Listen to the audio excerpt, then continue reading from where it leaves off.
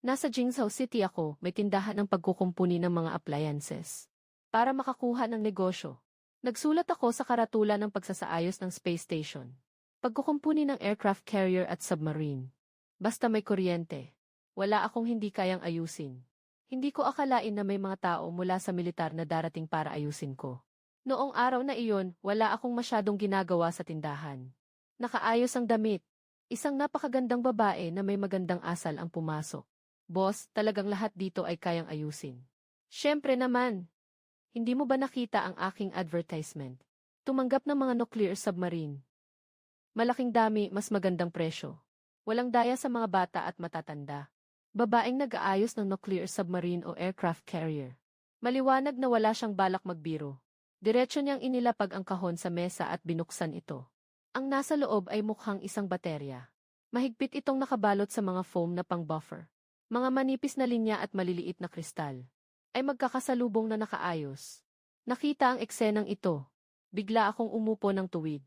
Ano to? Liwanag na makina. Sa totoo lang, ito ay overload ng kuryente sa eksperimento. Nasira ang core probe array. Naghihintay ang aming proyekto na gamitin ito. Ang pangalan niya ay Shen Qingxi. Isa siyang pangunahing mananaliksik ng Dragon Institute. Dahil sa isang aksidente sa proseso ng eksperimento. Nasira ang kagamitan. Dahil dito, huminto ang buong proyekto. At sa bansa, ang makinang ito ay talagang hindi na maayos. Kung hindi siya talagang walang ibang mapuntahan. Hindi siya darating sa maliit na repair shop na ito para subukan ang swerte. Itong lithography machine. Miss, baka nagkamali ka ng lugar. Dito ay isang appliance repair shop. Baka gusto mong subukan kung kaya itong ayusin. Ang huling sinag ng pag-asa sa kanyang puso ay biglang naglaho. Siya ay bumuntong hininga. Kinuha ang kanyang bag at humarap para umalis. Kahit ang mga profesional na ahensya sa bansa ay hindi makapag-ayos nito. Isang tao na nag-aayos ng mga appliance, paano naman? Maaaring magtagumpay.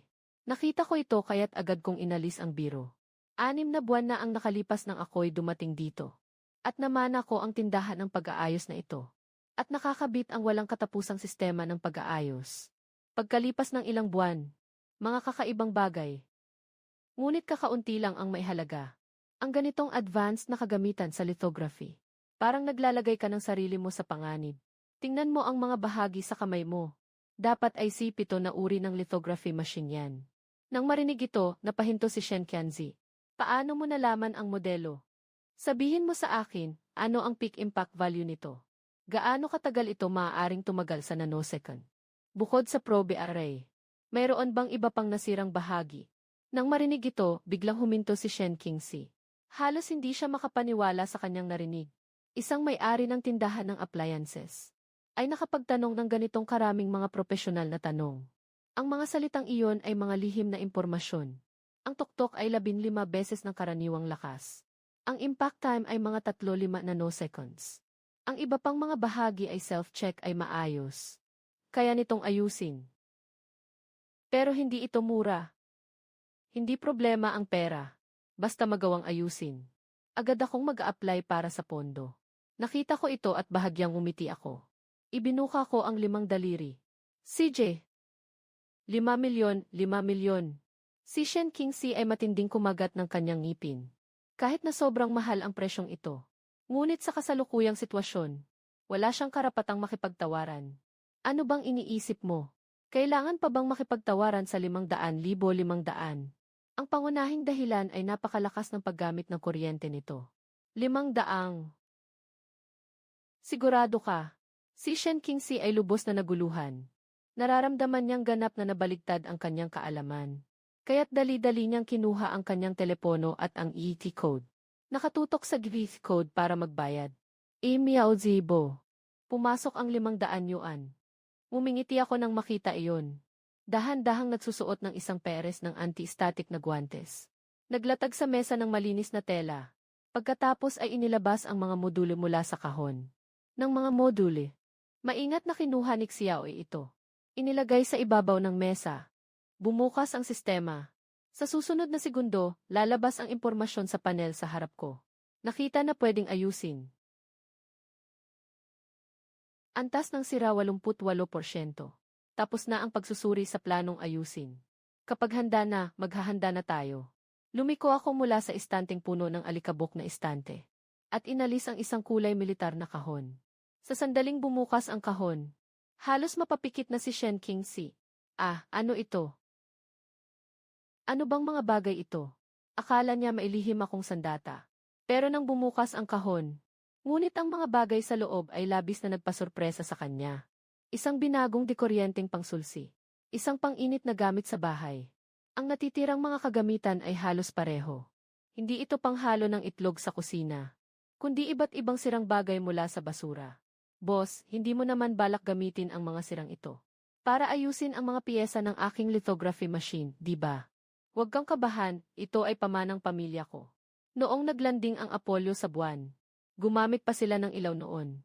Kung hindi lang kita nakitang ito ay isang lithography machine, hindi ko sana ito gagamitin. Habang naghahanda ako, ngumingiti ako sa kanya. Ano ba iyang Apollo na iyan? Malakas na kumilos ang mga labi ni Shen Qingxi ng ilang beses. Kahit na sa mga sandaling ito, wala. Kahit na sa mga sandaling ito, labis na nag-aalangan siyang pumasok sa tindahan. Ngunit wala na siyang ibang paraan ngayon. Kailangan na lang niyang subukan ang lahat. Sa kabilang dako, kinuha ko na ang hairdryer sa aking kamay. Sa kabilang dako, kinuha ko na ang hairdryer. At sinimulan kong i-blow dry ang module. Hindi ito ang inaasahang matinding init, kundi may bahing-bahing amoy ng ozone.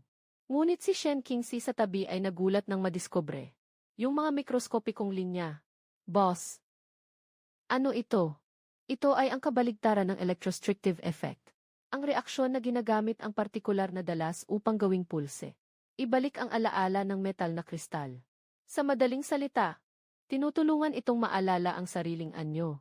Bago pa makapag-react si Shen Qingxi, nasa kabilang panig ako, na nakapagbigay na ng kuryente sa pangit na soldering iron. Ang dulo ng soldering iron ay nakakabit sa isang karayom, na unti-unting nagiging pula. Sa ganitong sitwasyon, nabigla si Shen Qingxi. Hindi pa rin siya nakaka-recover. Kumikiliti na naman ang puso niya. Anong ginagawa mo? May bitbit kang nag-aapoy na pinuno, anong balak mong gawin? May dalang malaking pin na may nagbabagang ulo, anong plano mo? At ang mukha ko, seryoso na seryoso. Ang pinang malaking ulo ay nananatiling hindi gumagalaw. At dahan-dahang lumalapit sa nasirang core. Array ng probe. Ang dulo ng karayom ay bahagyang lumapit sa isang arko na mahirap makita ng mata.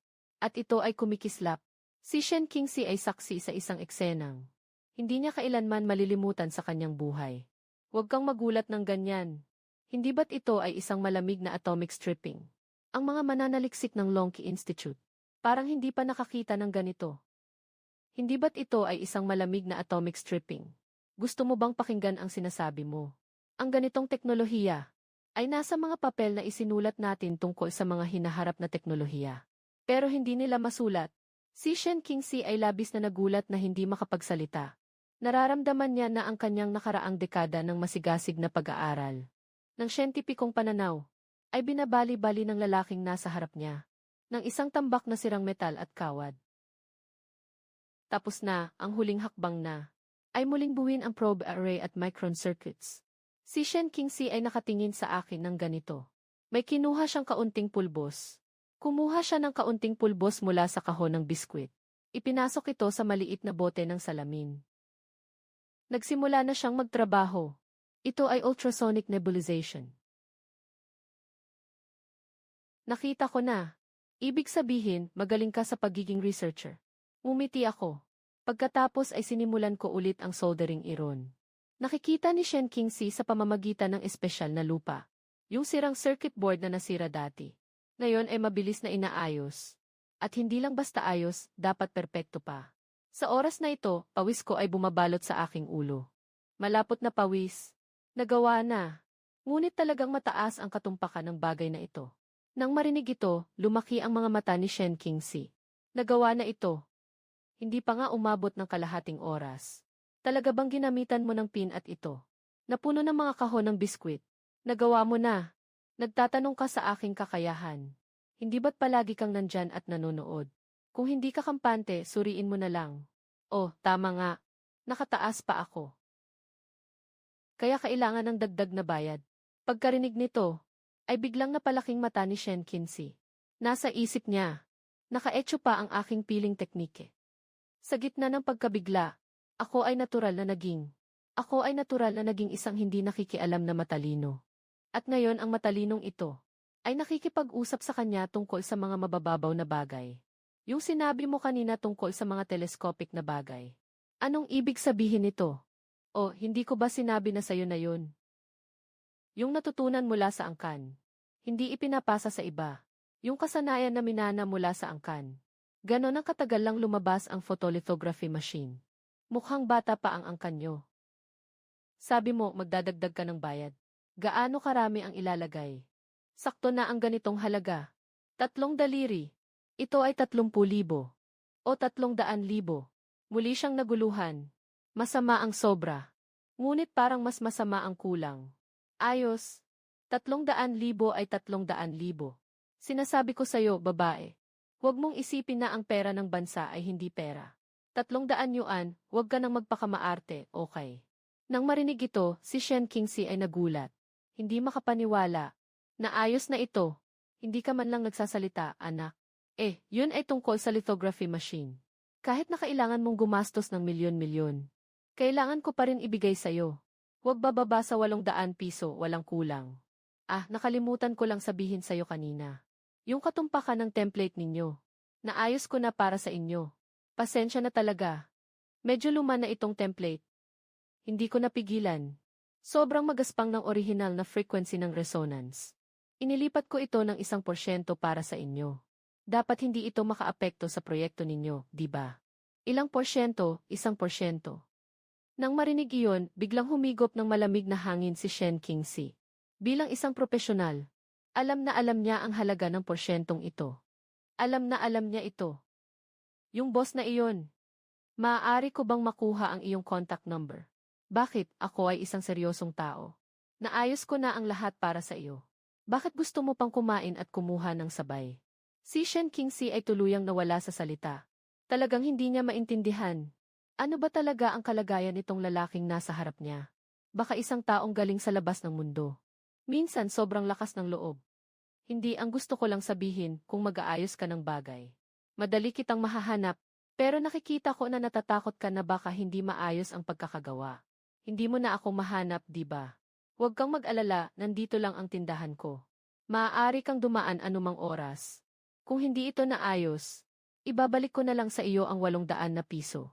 Nanginig ang labi ni Shen Qingxi. Ngunit naisip niya na kailangan niyang magmadali at tapusin ito.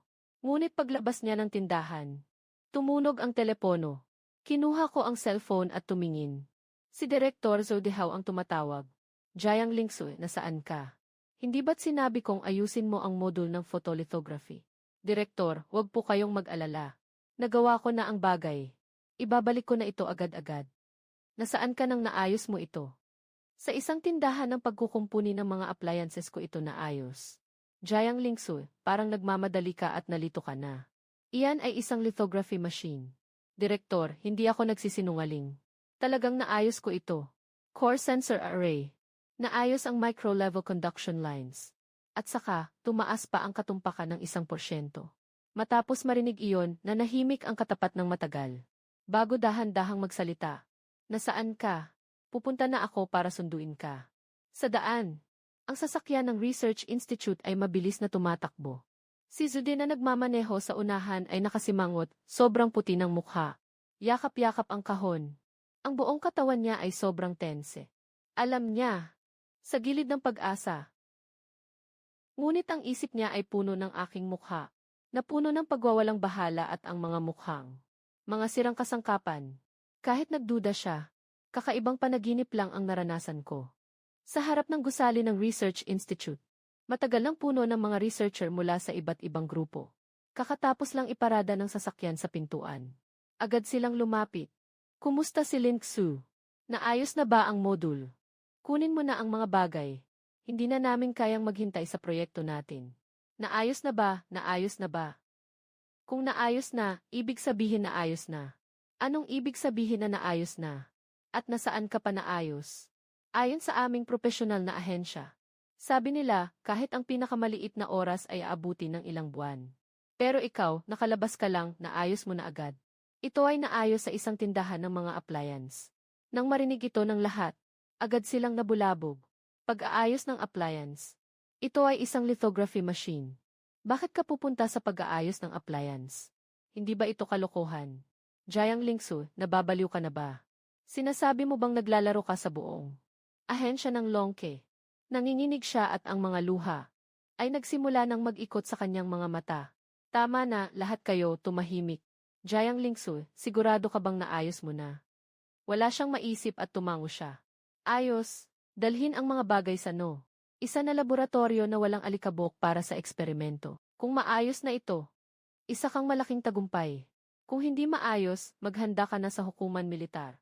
Sa ganitong kalagayan, wala nang magagawa kundi ang magtiwala sa isang taong tila walang kakayahan na repair shop owner. Sa loob ng no, isa na laboratorio, ilang mga profesional ang nakasuot ng protective suit na maingat na kinuha ang modulo mula sa loob ng kahon para sa pagsusuri. Diyos ko, anong klaseng welding technique ito? Ang pagkakaayos ng mga linya ay napaganda. Hindi kaya si Jiang Lingsu ay pumunta sa isang mataas na tao na hindi natin alam. Para bang bumalik ang orihinal. Mali pala. Mas perfect pa ito kaysa sa orihinal na pabrika. Hindi mo na makikita ang mga bakas ng pagkukumpuni. Ilang minuto lang ang nakalipas. Biglang maririnig ang mga tao sa malayo. Nagpapahayag ng paghanga ng sunod-sunod. Hindi tama, may mali sa material na ito. Agad na suriin ang material na ito. Ginoong Direktor. Agad na simulan ng grupo ng material ang mga kagamitan. Pagsusuri ng ibabaw. Muli, parang umabot na sa lalamunan si Jiang Lingsu. Ginoong Direktor, ipinapakita ng ating database na wala pa tayong ganitong material sa ngayon. Ano bang wala pa sa database? Taon na ito, 2026 na. May mga materyales pa palang hindi natutuklasan sa mundo. Agad na eon at subukan. Si Zhu Dehao ay hindi na makapagtaglay ng saya sa kanyang puso. Si Zhu Dehao ay hindi na makapagtaglay. Ang lahat ay mabilis na naghanap ng kani-kanilang pwesto. Natapos na ang self-check ng power system, walang abnormalidad.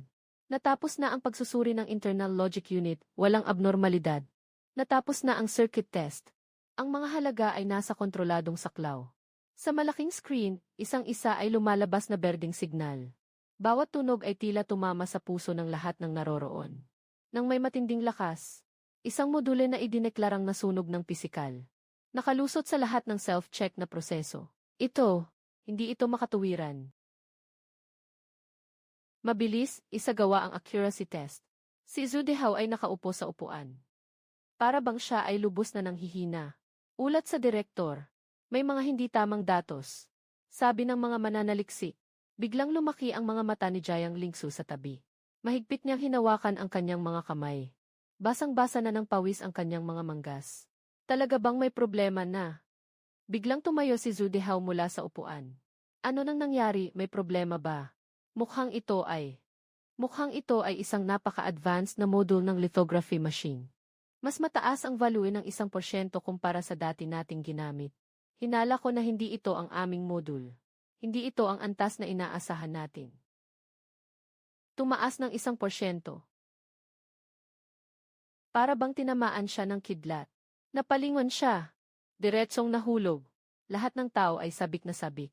Tinitingnan ang malaking screen na may palyong datos.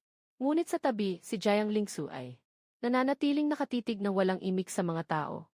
Kaya, ang ating module ng calibration ng lithography machine ay naayos na ba? Naayos na ba? Alisin mo yung salitang ba. Naayos na. Sia Oksui, naayos na ito. Ito ay isang breakthrough. Nakapagpasikat ka. Walang laman ang utak ko. Turo ng turo sa ilong ko. Hindi pa siya makalabas sa kalungkutan. Nakapagpasikat ako.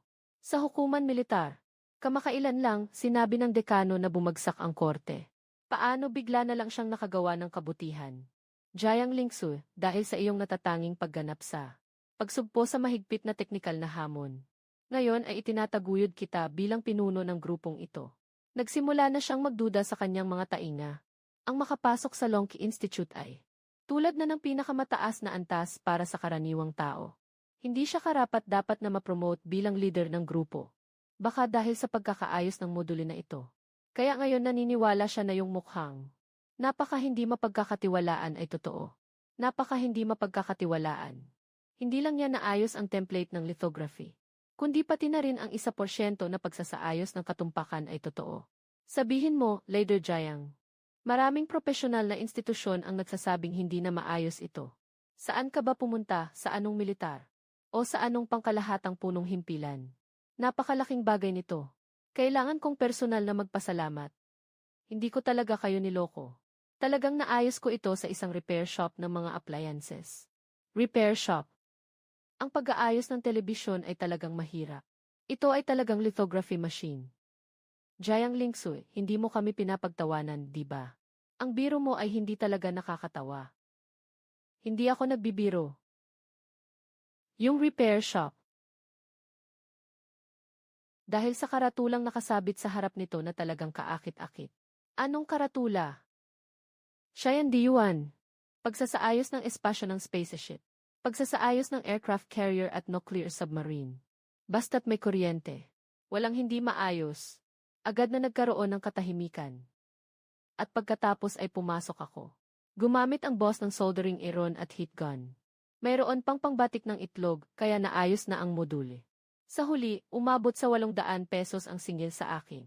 Tumingin sa reaksyon ng lahat. Unti-unting humina ang tunog. Puno ng pagkabigla at hindi makapaniwala ang lahat. Pangbatik ng itlog ang nag-ayos sa photolithography machine. Ano bang nangyayari dito? Talaga bang may ganitong teknolohiya? Mukhang kailangan ng buong mundo na makipaglaban para sa kanya. Nang makita ito, agad na humakbang si Zhu Dehao. At malakas na sumigaw sa lahat. Ang bagay na ito ay itinuturing na pinakamataas na lihim sa ngayon. Sino mang magkalat ng balita, ay haharapin ang parusang pang-espiya. Ang proyekto ay agad na gumawa ng mga chip, ayon sa bagong antas ng katumpakan. Alaynan. Sabi na. Ngunit si Zhu Dehao ay tumawag sa kanya. Xia Oxui, huwag ka munang umalis. Alam mo pa ba kung nasaan ang repair shop na iyon? Naaalala ko. Sige, samahan mo ako doon. Gusto kong makita ang may-ari nito. Maghintay ka muna dyan. Aalis lang ako kumuha ng isang bagay. Kung magagawa ng may-ari na ito, naayusin ang bagay na ito. Ano man ang gusto niya, ako si Zhu Dehao ay gagawin ko. Ilang minuto pa. Sa wakas ay nakapaghintay na rin. Ngunit nang makita niya ang bagay na hawak ni Zuzong, bigla siyang kinabahan. Ito ba ay hindi ang chip ng Nantong? Baka hindi naman gustong ipagawa ng direktor iyon. Sa boss na iyon, di ba? Maaari bang maayos ito? Di nagtagal. Dumating ang dalawa sa aking tindahan. Pagpasok pa lang, agad na akong binati. Boss, matagal na tayong hindi nagkita. Uy, may kasama ka pa ngayon. Hinahanap mo ba ako? Hindi, boss. Huwag kang magkamali. Walang problema sa mga inaayos mo. Ito ay isang nakatatanda ko. Narinig niya na magaling ka sa iyong sining. Nais din niyang humingi ng tulong sa iyo. Dahil hindi naman siya nandito para makipagtalo. Mas nakaka-relax na iyon. Dahil siya ay isang suki. Bigyan kita ng pabor. Ipakita mo ang bagay na iyon. Titingnan ko kung ano ang nangyayari. At simula nang pumasok si Zhu Dehao, tiningnan niya ang kapaligiran ng tindahan. Masira pa ito kaysa sa inaasahan niya. Akala niya ang isang lugar na kayang ayusin ang photolithography machine ay may kaunting propesyonal na kagamitan. Ngunit dito, wala talagang anumang propesyonal na kagamitan. Sa halip, masira pa ito kaysa sa karaniwang workshop. Pakinggan mo ang sinasabi ko. Bukas din si Zhu Dehao ng kanyang kahon. Boss, tingnan mo ito. Matutulungan ba ito? Nagkunwaring kinuha ko ang chip at sinimulang pag-aralan. Sa totoo lang, sa loob ko ay nagsusumigaw ang sistema. Mabilis na i-scan ang sistema. Natukoy ang mga bagay na pwedeng ayusin. Self-dipper no. 3 satellite navigation chip. Para sa militar, naka-encrypt. Antas ng pinsala 72%. Overload ang pangunahing logic gate. Nabigo ang data buffer. Para sa militar. Hindi ko inakalang. Mukhang ako ay natrap sa isang sitwasyon. Kapatid, ang chip na ito ay... Ito ba ay hindi ang self-navigation chip? Sumabog ang pangunahing logic gate, kasama ng data cache na nasira rin. Dapat ay dulot ito ng biglaang malakas na surge. Ang mga proteksyon ninyo ay hindi sapat. Sabi ko na, biglang naging tahimik ang buong repair shop. Sa mga mata ni Zudehaw na puno ng karanasan at unos. Unang beses siyang nagpakita ng isang nakabibinging ekspresyon. Mukhang may konting kakayahan pa itong batang ito. Boss, pwede mo bang ayusin ito dito? Boss, ito kasi. Kaya kong ayusin. Pero tungkol sa bayad agad kong itinaas ang 5 daliri. At inalog ito sa harap ni Zudehaw. Nang makita ito ni Zudehaw, sobra ang saya niya. Huwag nang pag-usapan ang 500,000. Kahit na 50 milyon pa yan. Tiyak na sulit ito. Mas mabuti pang mag-scan o cash. Hindi. Hindi ito 500,000, ito ay 500 piso. Anong 500 piso? Ang 500 piso, hindi pa nga makabili ng kahon para sa chip. Hindi makabili. Ang presyo na ito ay talagang isang paglapastangan sa pambansang teknolohiyang pang-avant-garde. Gusto mo bang ayusin o hindi? Kayo na mga tao sa pananaliksik. Ang pera ay darating 500 piso lang. Kahit 1 sentimo, hindi ko na ito ayusin. Ayusin, boss, ayusin namin. Agad na kinuha ang cellphone. Itinutok ang camera sa gate code at in-scan. Si Zudehaw ay medyo walang masabi sa oras na ito. Nakatitig lang siya. Naugnay sa isang pambansang estratehikong nangungunang chip. Ganito na lang kinuha ng isang batang tao. Sa halagang 500 piso. Tiyate. Kung hindi dahil sa pagiging matagal na kliyente, hindi ko pa sana ito tatanggapin. Akala nyo ba kailangan ko ang 500 pisong ito? Talagang nakakatawa. Ngunit ang mukha ni Zudehaw ay nagiging berde sa mata ng tao. Hindi mo ito dapat maliitin. Ito ang buong timog. Ito ang pangunahing bahagi ng buong bituin. Kanina lang, mukhang seryoso ang taong ito. Bakit bigla na lang siyang naging ganito? Direktor, huwag kang mag-alala. Ganito talaga ang ugali ng boss na ito. Yung mga taong may kakayahan, kakaiba ang ugali. Wala akong pakialam sa mukha ni Zudehaw. Lumiko siya papunta sa sulok, at pagkatapos ay kinuha ang isa pang maliit na kahon. Binuksan ang kahon. Lumalabas ang puso ni Zudehaw. Isang lumang kamay na pang-drill na hindi alam kung saan nakuha. Isang lumang pang-press. At isang parang manual na coffee maker. Itong mga bagay na ito kapag pinagsama. Hindi bababa sa 5 piso ang halaga sa mga nagbebenta ng basura. Talagang hindi na makatiis si Zudehaw. Nanginginig ang mga kamay na itinuturo ang mga kalat. Na may nanginginig na boses. Boss, hindi mo naman balak gamitin ang mga ito. Ayusin mo ang aking chip. Bakit mo ako tinatanggihan, gago? Sige, kunin niyo na lang at pag-aralan niyo. Ako lang ang maliit na mekaniko, tapos kayo ang malaking budha. Hindi ka siya ang maliit kong shop para sa malaking budha niyo. Bigla akong naiinis. Itapon ko agad ang gamit ko. Umupo sa upuan. Boss, ayusin natin ito. Tingnan mo, nabayaran na namin ang lahat. Nakita ito. Agad na kumilos bilang tagapamagitan. Si Zudehaw ay namumula ang mukha. Ngunit pinigilan siya ni Jiang Lingsu. Tumingin ako kay Zudehaw. Nakasalalay sa chip. Samantala, si Jiang Lingsu ay napakabihasa. Nakumuha ng aking espesyal na magnifying glass. Sa pamamagitan ng magnifying glass, si Zudehaw at Jiang Lingsu ay nakakita ng isang hindi kapani-paniwalang tanawin. Anong teknolohiya ito? Ginagawa mo bang kulot ang chip? Si Zudehaw ay nag-umapaw sa pawis. Pakiramdam ko, nagsimula na akong mag-research ng mag-isa. Yung clip na pang-hair, kaya pang-ayusin ang chip. Kaya natutunan ko na rin. Kung ganito lang sana ang alam ko noon. Mas madali pa siguro. Kung binili ko na lang sana sa supermarket yung clip, 20 pesos lang. Sa supermarket, 20 pesos lang. Sa supermarket, 20 pesos lang, bumili na lang sana ako ng clip. Bumili na lang ng pang-ayos ng board. Nakatipid ka ng 500 yuan. Siya Oksu, sigurado ka bang ganito niya inayos ang photolithography machine? Parang niloloko lang ang mga bata dito. Sa tingin ko, hindi ito mukhang ayos na bagay. Tama ka, Direktor. Tingnan mo yung pulbos na iyon. Ang teknolohiyang ito ay tinatawag na ultrasonic atomization suspension. Ultrasonic mist suspension. Ano itong teknolohiya? Nasa libro ba ito? Wala akong gana makipag-usap sa kanila. Kinuha ang dental drill. Idinikit ang pulbo sa nasirang bahagi ng chip. Ang prosesong ito ay halos kapareho sa pag-aayos ng lithography module. Ngunit malaki ang pagkakaiba sa mga materyales. Isang hanay ng mga arko na mahirap makita ng mata. Mula sa dulo ng karayom na tumatalon sa mga linya ng chip. Tumpak na inaayos ang bawat lugar na bumagsak. Na bumagsak. Mas kakaiba ito kaysa sa pag-angat ng mga kalaban. Ayos na, tapos na. Okay na ito. Ito ay chip ng Nanhang. Ito ay talaga si Nan. Ang bilis mong nakagawa sa loob ng ganitong panahon. Kahit ilagay pa sa isang propesyonal na institusyon. Walang makakapag-isip ng solusyon sa loob ng ilang buwan. Ano pa bang magagawa? Magdaos ng selebrasyon at magbigay ng parangal. At hayaan ang inyong mga lider na magsalita ng kaunti. Si Zhu Dehao ay talagang gustong magalit ngayon. Malakas talaga ang batang ito. Pero ang bibig niya, napakatalim. Isang salita lang, nagagalit na siya. Tumingin ako habang siya'y nagtatapon ng mga kamay sa kahon. Ang kanyang asal ay tila walang pakialam. Sobrang dali lang nito, parang nag-aayos lang ng kawali. Isang malaking pakiramdam ng kabalbalan ang bumabalot kay Zhu Dehao.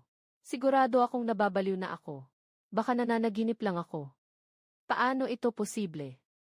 Ang mukha ni Zhu Dehao ay naging pula. Mukhang may hindi maayos. Direktor, okay ka lang ba? Gagawa lang ako ng isang bagay para sa inyo. Huwag mo akong ipahamak dito. Kailangan ko pang kumita mula sa maliit na tindahan na ito. Wala iyon. Si Zhu Dehao ay nagsisikap. Na kalmahin ang kanyang sarili. Direktor, kailangan mong masanay. Ito ang karaniwang operasyon ng boss. Karaniwang operasyon. Siya Oksui, alam mo ba kung gaano kalaki ang epekto nito sa akin? Kapag dumaan siya sa prosesong ito, ang buong Dragon Institute natin ay may daan-daang eksperto. Na naglaan ng lahat ng kanilang lakas pero hindi na solusyonan ang problema. Siya lang ang kumuha ng ilang. At naayos na ito. Nagawa ko ng ayusin ang gamit ng matanda. At saka, medyo mababa ang algorithm ninyo. Inayos ko na ito para sa inyo. At yung base, kulang ang dami ng mga ito. May problema rin sa pagkakaayos. Tinulungan ko rin kayong ayusin ito. Madali lang naman. Nakita kong bumalik na sa dati si Zhu Dehao. Dito ako huminga ng malalim at nagsalita. Noong una, gusto ko sanang dagdagan si Zhu Dehao ng 200 yuan. Pero nang makita kong halos mawalan siya ng malay kanina, mas mabuti nang huwag na lang. Huwag mong talagang ipasa ang matanda dito. Ano? Sa ganitong maikling panahon, hindi lang naayos mo ang chip, na-optimize mo pa ang algorithm, at inayos ang lattice arrangement. Talagang hindi ito kayang gawin ng tao. Sige, dalhin mo na ang chip pabalik. Sa pagkakataong ito, hindi ko na kayo papabayaran. Malaki ang nakuha nyo. Ngayon, dapat mas matatag na ang frequency ng paglipat. 2 antas. Teorya ng pagkakamali sa oras mula sa 1 antas. 2 antas. Hindi ko maayos na makalkula kung gaano eksakto. Kayo na lang ang kumuha at sukatin. Hindi na kayang tiisin ni Zhu Dehao. Nakatitig siya ng matindi. Nang hina ang kanyang mga binti. Diretso siyang bumagsak sa lupa. Sa kabilang bahagi ng dust-free laboratory isa ng longke. Nagkakagulo ang mga tao. Seryoso ang mga mukha ng lahat. Parang nasa gitna sila ng labanan.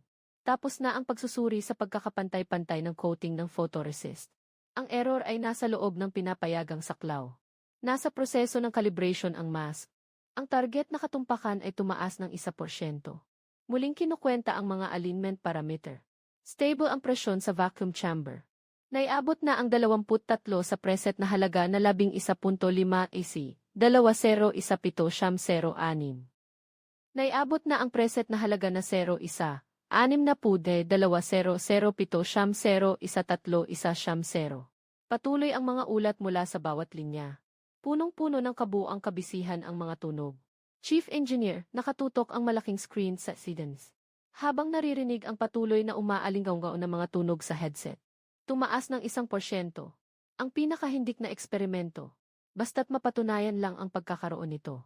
Kung gayon, mula ngayon, ang China ay makakaya ng saklaw ng katumpakan ng lithography machine, halos ilang kalye na ang layo. Isang repair shop lang ang gumawa nito. Pero hindi pa rin siya makapaniwala. Simula ng exposure process. Ipinaabot ni Hizaheng ang huling utos sa pamamagitan ng walkie-talkie. At isang bahagyang malakas na tunog ang narinig. Nagsimula ng umandar ang lithography machine. Lahat ay huminto sa paghinga. Nasa isang hibla ang tagumpay o kabiguan. Ang datos ay mabilis na umiikot sa malaking screen. Parang bawat karakter bawat puso ay malakas na tumitibo. Tapos na ang paglalantad. Malinaw ang paglalabo, tuyo na. Kapag ang silicon wafer na nagdadala ng maraming pag-asa, ay iniabot ng mekanikal na braso papunta sa test station. Ang puso ni Hizayheng ay halos tumigil na sa pagtibo. Perpekto ang resulta ng pagsusuri. Lahat ng unit ay normal. Buong-buo ang estruktura. Tumaas ng 1.2% ang aktwal na katumpakan kumpara. Biglang naging tahimik ang buong laboratorio. Lahat ay tila naston na parang mga kahoy. Nagtagumpay. Nagtagumpay tayo. Diyos ko, hindi ba ako nananaginip? Nagtatawanan ang lahat. Ngunit ang mga luha ay umaagos na parang bukal. Si Hizayheng ay nakatulala sa 1.2% na iyon. Ang katawan ay hindi mapigilan ang panginginig. Matagal na akong nag-aral. Ang mga kaalamang natutunan.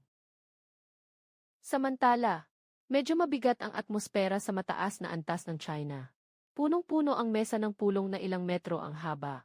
Ang mga taong ito ay ang kasalukuyang pinakamakapangyarihang siyentipiko sa China. Ang ulat ni Zhu Dehao, mga kasama. Nakita na ninyo ba? Magbahagi kayo ng mga saloobin. Si Song Mingyuan ay kumakatok sa mesa. May bahagyang galit na tunog. Sa ibabaw ng mesa ng lahat ay may hawak na isang pinakabagong ulat mula sa Institute of Dragon Technology. Wala nang ibang dapat pag-usapan pa. Si Zhu Dehao ay parabang nagwawala. Si Lithography Machine Calibration Module. Ito ang pinakamahalaga sa lahat. Tumingin sa buong mundo. Napakakaunti ng mga bansang kayang ayusin. Siya naman, ibinigay ang isang appliance sa isang repair shop para ayusin ang module ng lithography. Talagang inisip na ang lithography ay parang telebisyon. Diretso siyang nagalit si Ginoong Yan. Punong-puno ng galit ang kanyang mukha. Sang-ayon ako sa opinyon ni Ginoong Yan. Ano ang nakasulat sa ulat? Pamanang kasanayan. Mahal na bihasa. Akala niya, nagsusulat siya ng kwentong martial arts. Sa tingin ko, sobrang nababahala si Zhu Dehao. Naka-illusion na siya. Nasa ilalim tayo ng impluwensya ng kanluran sa loob ng maraming taon. Maaari itong maunawaan. Sa puso ng lahat, naiintindihan nila. Pero habang mas pinanghahawakan nila ang katiyakan, mas malinaw ang kanilang isipan. Si Zhu Dehao ay nagsisinungaling. Hindi na ito basta pagkukulang sa tungkulin. Ito ay seryosong paglabag sa alituntunin. Lalong lumalalim ang atmosfera sa silid ng pagpupulong. Halos lahat ng opinyon ay pare-pareho. Nakikinig si Song Mingyuan sa usapan ng lahat. Mas lalong nagingit-ngit ang kanyang noo. Naiintindihan niya si Zude. Naiintindihan niya si Zude, isang dalubhasang siyentipiko. Hindi siya kailanman nagsasalita ng walang katotohanan. Sa kontribusyon ni Dian Zude sa larangan ng pananaliksik ni Wang, tiyak naming nakikita ito ng lahat. Maaaring may ibang dahilan kung bakit nangyari ito, hindi natin alam. May kakaibang nangyayari ba? Nakikita ko na ang pinakamalaking issue ay ang ulat mismo. Sa tingin ko, dapat itong itigil agad. Ang lahat ng proyekto ng ikapitong institusyon. At magpadala ng grupo ng investigasyon para magsagawa ng investigasyon. Sumasang-ayon din ako. Tumingin si Song Mingyuan sa mga tao na puno ng emosyon. Huminga ng malalim. Sa pagkakataong ito, mukhang natamaan ka, Zhu Dehao. Sa oras na ito, may kumatok sa pinto ng silid pulong. Ang sekretarya sa pintuan ay namumula ang mukha sa pagkabahala. Ministro Song, may dumating na isa pang agarang ulat mula sa ikapitong institusyon ng pananaliksik. Si Zhu Dehao na naman. Wala na ba siyang katapusan? Sa susunod ba, sasabihin niyang nakagawa na siya ng mataas na antas? Ito ba ang susunod na bahagi? Ito ba ang susunod na bahagi isa, nakagawa na siya ng gundam? Si Yan Lao ay umungol ng malamig, lalo pang naging masama ang kanyang mukha.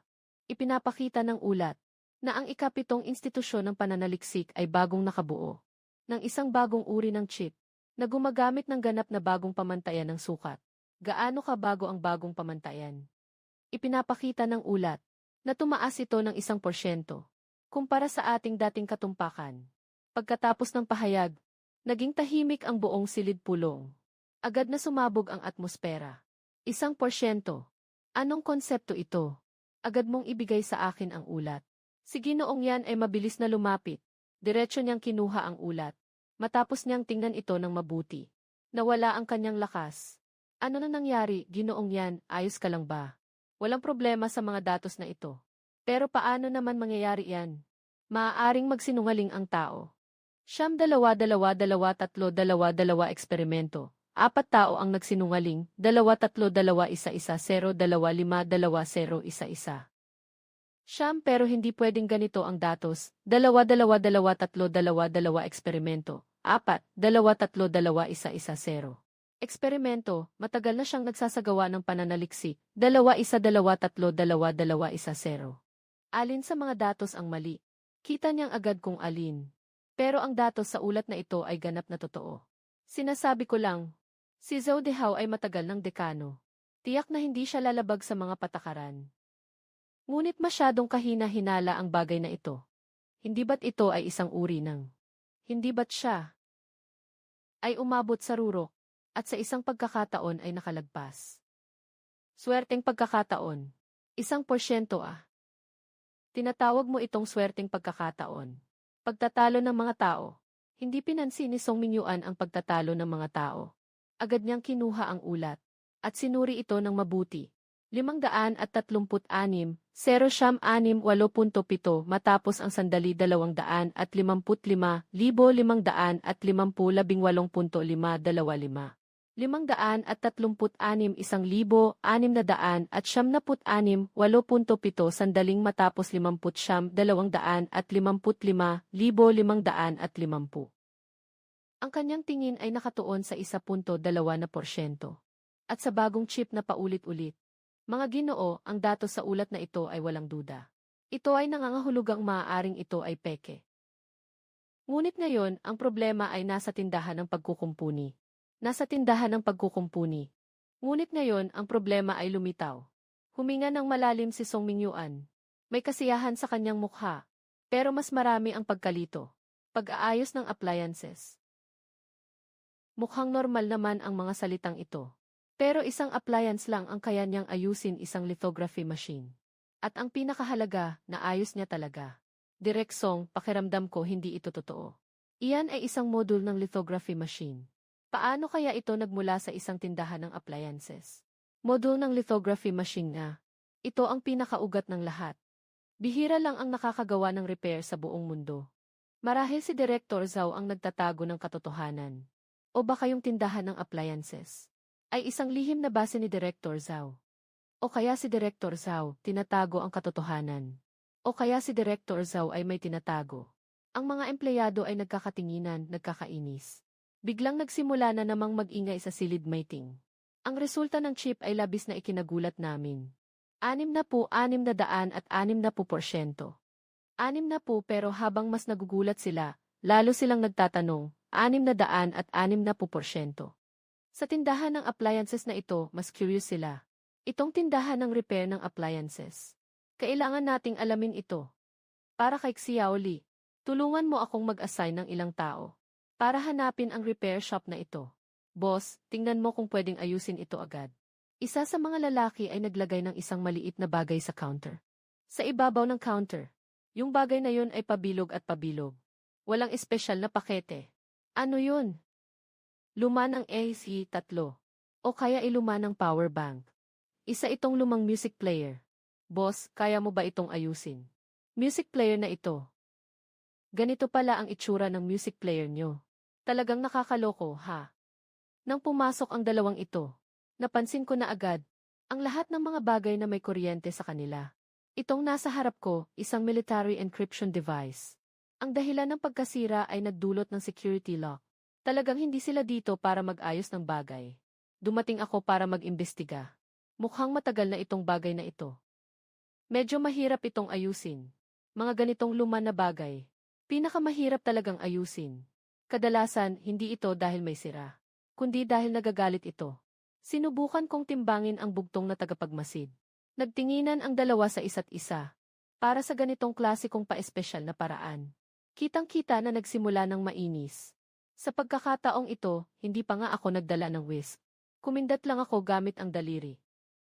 Ang tunog ay may ritmo at mabagal. Parang karaniwang pagtutok lang naman. Pero ang dalawang nandito ay pawis na talaga. Siya ang nagtap sa emergency sequence reorganization. Narinig ko na. Ito ay isang pambansang bugging device. Ang ganitong sequence reorganization ay sadyang ginawa para sa built-in sensors. Pero isang may-ari na nag-aayos ng appliances. Paano niya nalalaman na ganito ang paraan para magamot ito? Habang nasa puso nilang dalawa ang malakas na alon. Ang pulang ilaw ng nakikinig kong aparato ay kumikislap. Ayos na, tapos na. Sabi ko na nga ba, dapat talagang ayusin ang ganitong bagay. 20 sa pamamagitan ng ETH code o cache. Ipinatong ko ang nakikinig kong aparato sa mesa. Itinuro ko ang daliri ko sa dalawa. Tuluyang nabigla ang dalawa. Nili paano mo nalaman? Ano? Hindi ko nabanggit yun. Sinauna kong kasanayan. Noong araw, ang lolo ko ay umaasa lang sa galing na ito. Para pagalingin ang kabag ng traktor sa baryo. Pero balik tayo sa usapan. Mga boss, kunin niyo ito. Hindi ito makatarungan. Kung talagang gagawin kong music player ang bagay na ito at sirain ito. Sino ang mananagot? Sa narinig, biglang tumayo ang buhok ng dalawa. Ang katawan nila ay tila tinamaan ng kidlat. Akala nila walang alam ang batang ito. Ngunit ang resulta, naiintindihan na nila mula nang pumasok kayo. Yung sa atin. Pareho na tayong pawis na pawis. Ang mga mukha natin isa't isa namumula. Sige na, wag na tayong magpaligoy-ligoy. Agad na ipadala ang 20 pesos. Huwag kayong mag-isip na makakalusot. Dito, may buong monitoring ako. Ibigay sa amin. Nakangiti ang magkapatid at tumango. Agad silang kumuha ng cellphone. Mabilis na nag-scan ng 20 yuan. Sige, may kailangan pa ba kayong gawin? Matapos ang trabaho, hindi pa kayo aalis.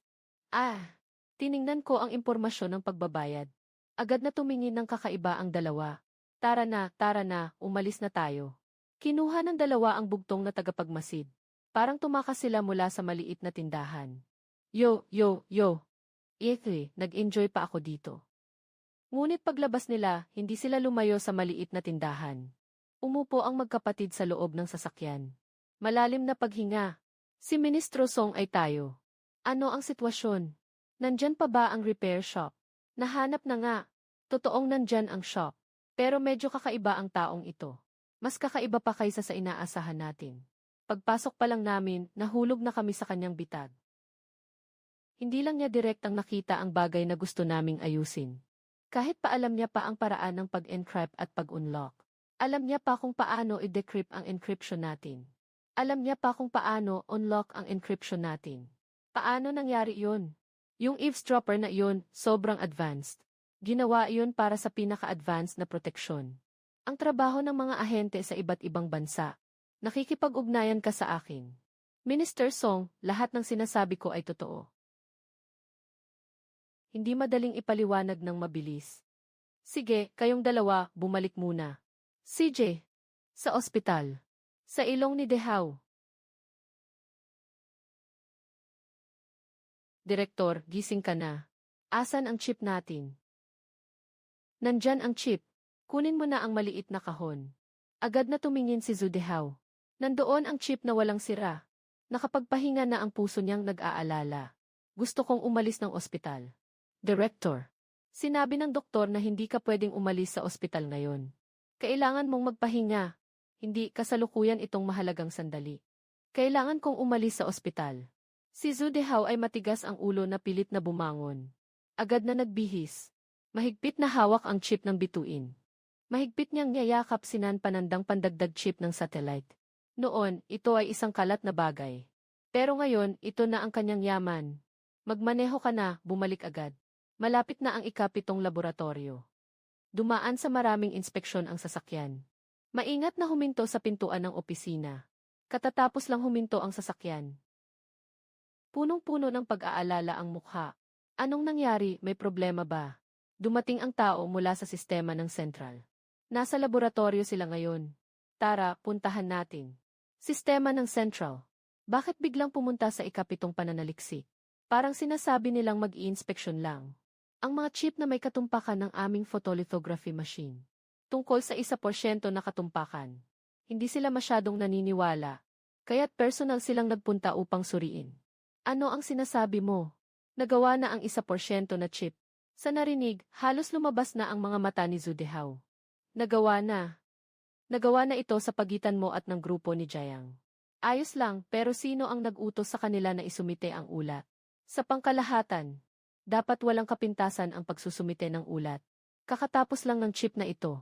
Agad-agad nilang isinubmit ang ulat sa core system. Kung sakaling may mangyaring hindi inaasahan, iyon ay maling pag-ulat ng data sa pananaliksik. Pareho sa antas ng kasalanan ng pagsisinungaling sa Intel. Hindi ba't nagkakaproblema ka sa sarili mo? Sige, mag-ayos ka na ng tao para sa proyekto. Lahat ng sumali sa pag-develop ng bagong produkto. Magtipon-tipon kayo sa laboratorio. Sabi ko na. Sa isang malaking clean room, may isang grupo ng tao. Nakatayo at nagtuturo sa lithography machine. Ang pinuno ay si Lao Yan mula sa sistema ng SHU. Ang feedback loop ng calibration module ay na-optimize hanggang sa sukdulan. Muling pinagplanuhan ang landas ng optical path compensation. Ito ay para bang gawa ng Diyos. Ang mahalaga ay, naitapos ito sa ilalim ng frame. Lahat ng mga optimisasyong ito ay ginawa sa orihinal na estruktura. Hindi nasira ang anumang pangunahing protokol. Paano ito posible? Direktor Zhao, maaari mo ba kaming sabihin kung ano talaga ang nangyayari sa inyong laboratorio? Huwag na nating pag-usapan ang photolithography. Pag-usapan na lang natin ang tungkol sa chip ninyo. Bakit ito nagkaroon ng ganitong estruktura? Nang marinig ito ni Zhu Dehao, bigla siyang nawalan ng mga magagalang na salita. Paliwanag. Ano bang paliwanag ang meron siya? Hindi nga niya alam kung paano ipaliwanag ang pagbuo ng chip. Mahal na mga akademiko, medyo mahirap ipaliwanag ang bagay na ito. Mas mabuti pang dumiretso na tayo sa test data. Mas malinaw iyon. Anumang paliwanag ay hindi kasing ganda. Mas malakas ang epekto kapag totoong datos ang ginamit. Kasabay ng isang bagong binuong na chip. Maingat na inilagay ito sa test slot ng platform. Isang malakas na tunog ang umabot. Automatic na nalock ang slot. Nagsimula ang self-check ng environment. Normal ang vacuum environment. Nakatakda ang temperatura sa 21.5 degree. Naka-on na ang electromagnetic shield. Unahin ang baseline calibration at accuracy test. Ang response time ng calibration module ay 3.8 nanoseconds. Stable ang operasyon. Ang rate ng optical path deviation correction ay 12.5 micrometers bawat segundo. Lampas ito sa disenyo na target na 1.2%. Makinig kayo sa ulat ng bawat unit. Nagkaroon ng kaguluhan sa gitna ng tao sa lugar. Agad na nagkaroon ng kaguluhan sa mga tao sa lugar. Ito'y isang simpleng datos lang. At nagdulot na ito ng malaking gulat sa kanila.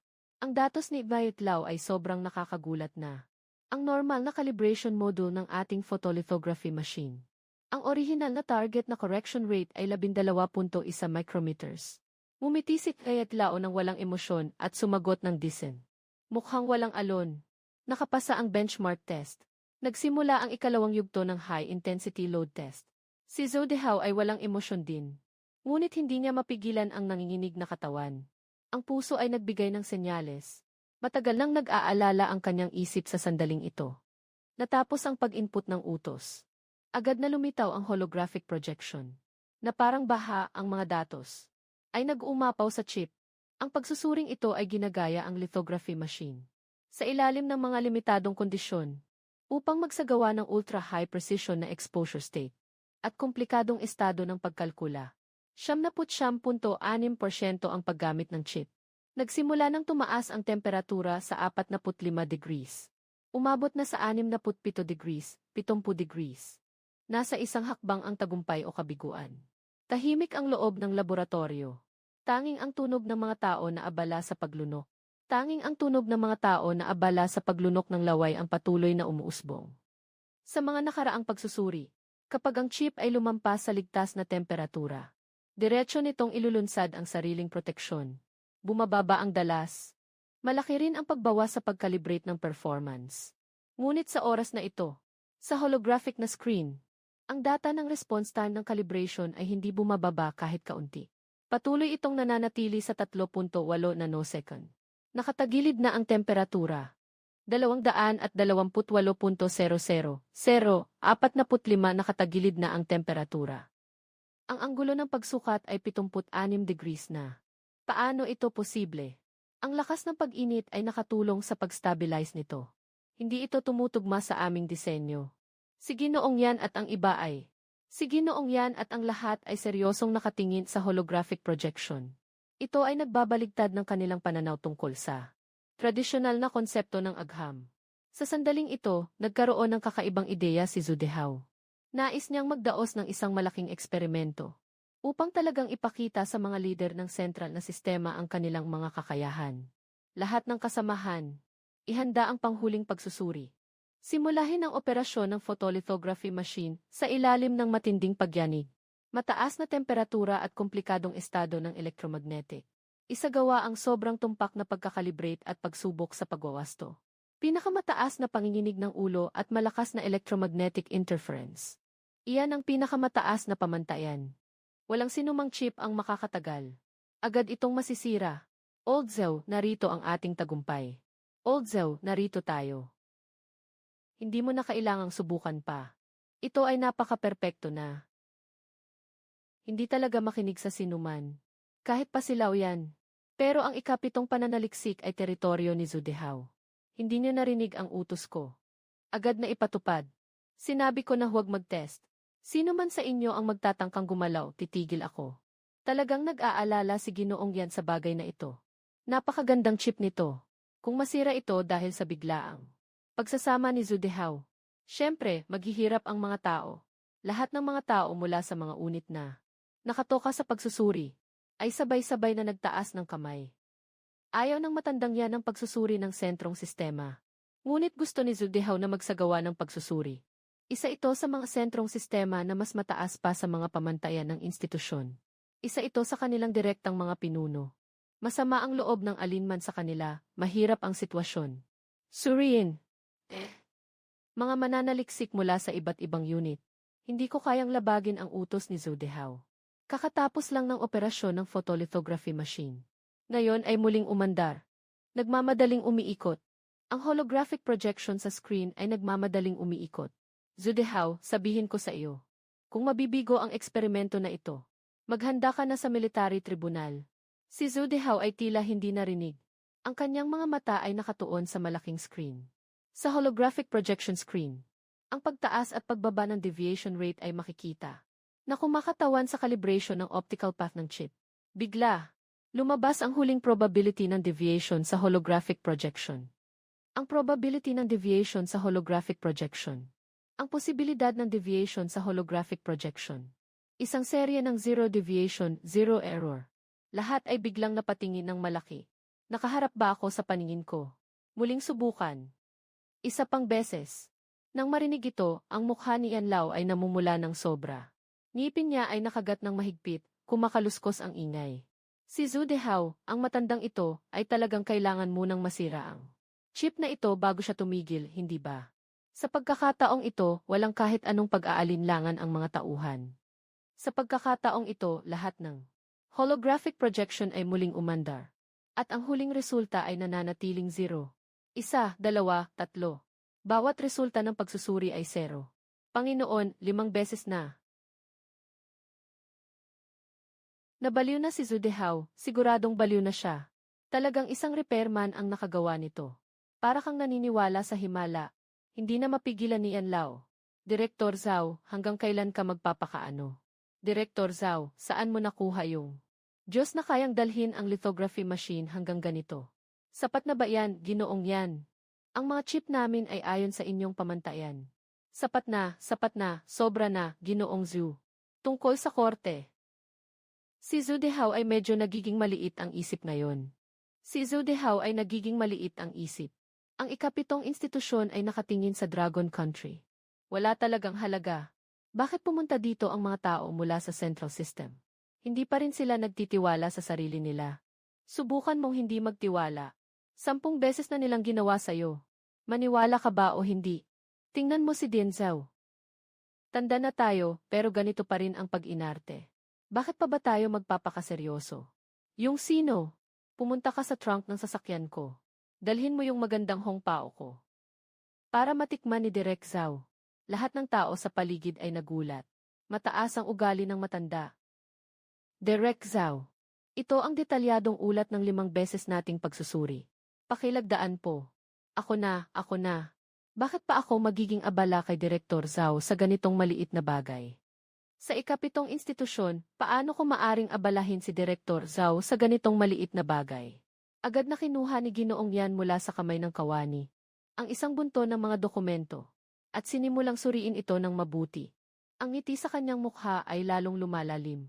5 beses na pagsubok, iba't ibang resulta. Ang katatagan ng chip na ito ay patuloy na tumataas.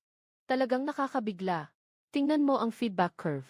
Siyan ay nakatingin sa isang bunto ng datos 21%, 7%, 1.3%. Siyan ay nakatingin sa bunto ng datos. Habang tinitingnan ito, lalo siyang natuwa. Kung mas marami pang ganitong datos. May kinalaman ba ang bansa ng Eagle Sauce? Old Zew. May tanong sa'yo ang kaibigan. Talagang ginawa ito ng board. Alaynan. Matindi ang ginawa nila pinuno ang datos. At inilagay niya ito sa kanyang dokumento. Bakit hindi pa rin ako mapagkakatiwalaan? Hindi ito kawalan ng tiwala. Karamihan sa bagay na ito. Sobrang hindi ka pani-paniwala. Anong materyales? Sa pinakamababa, kailangan mo ring sabihin sa akin kung anong materyales ang ginamit.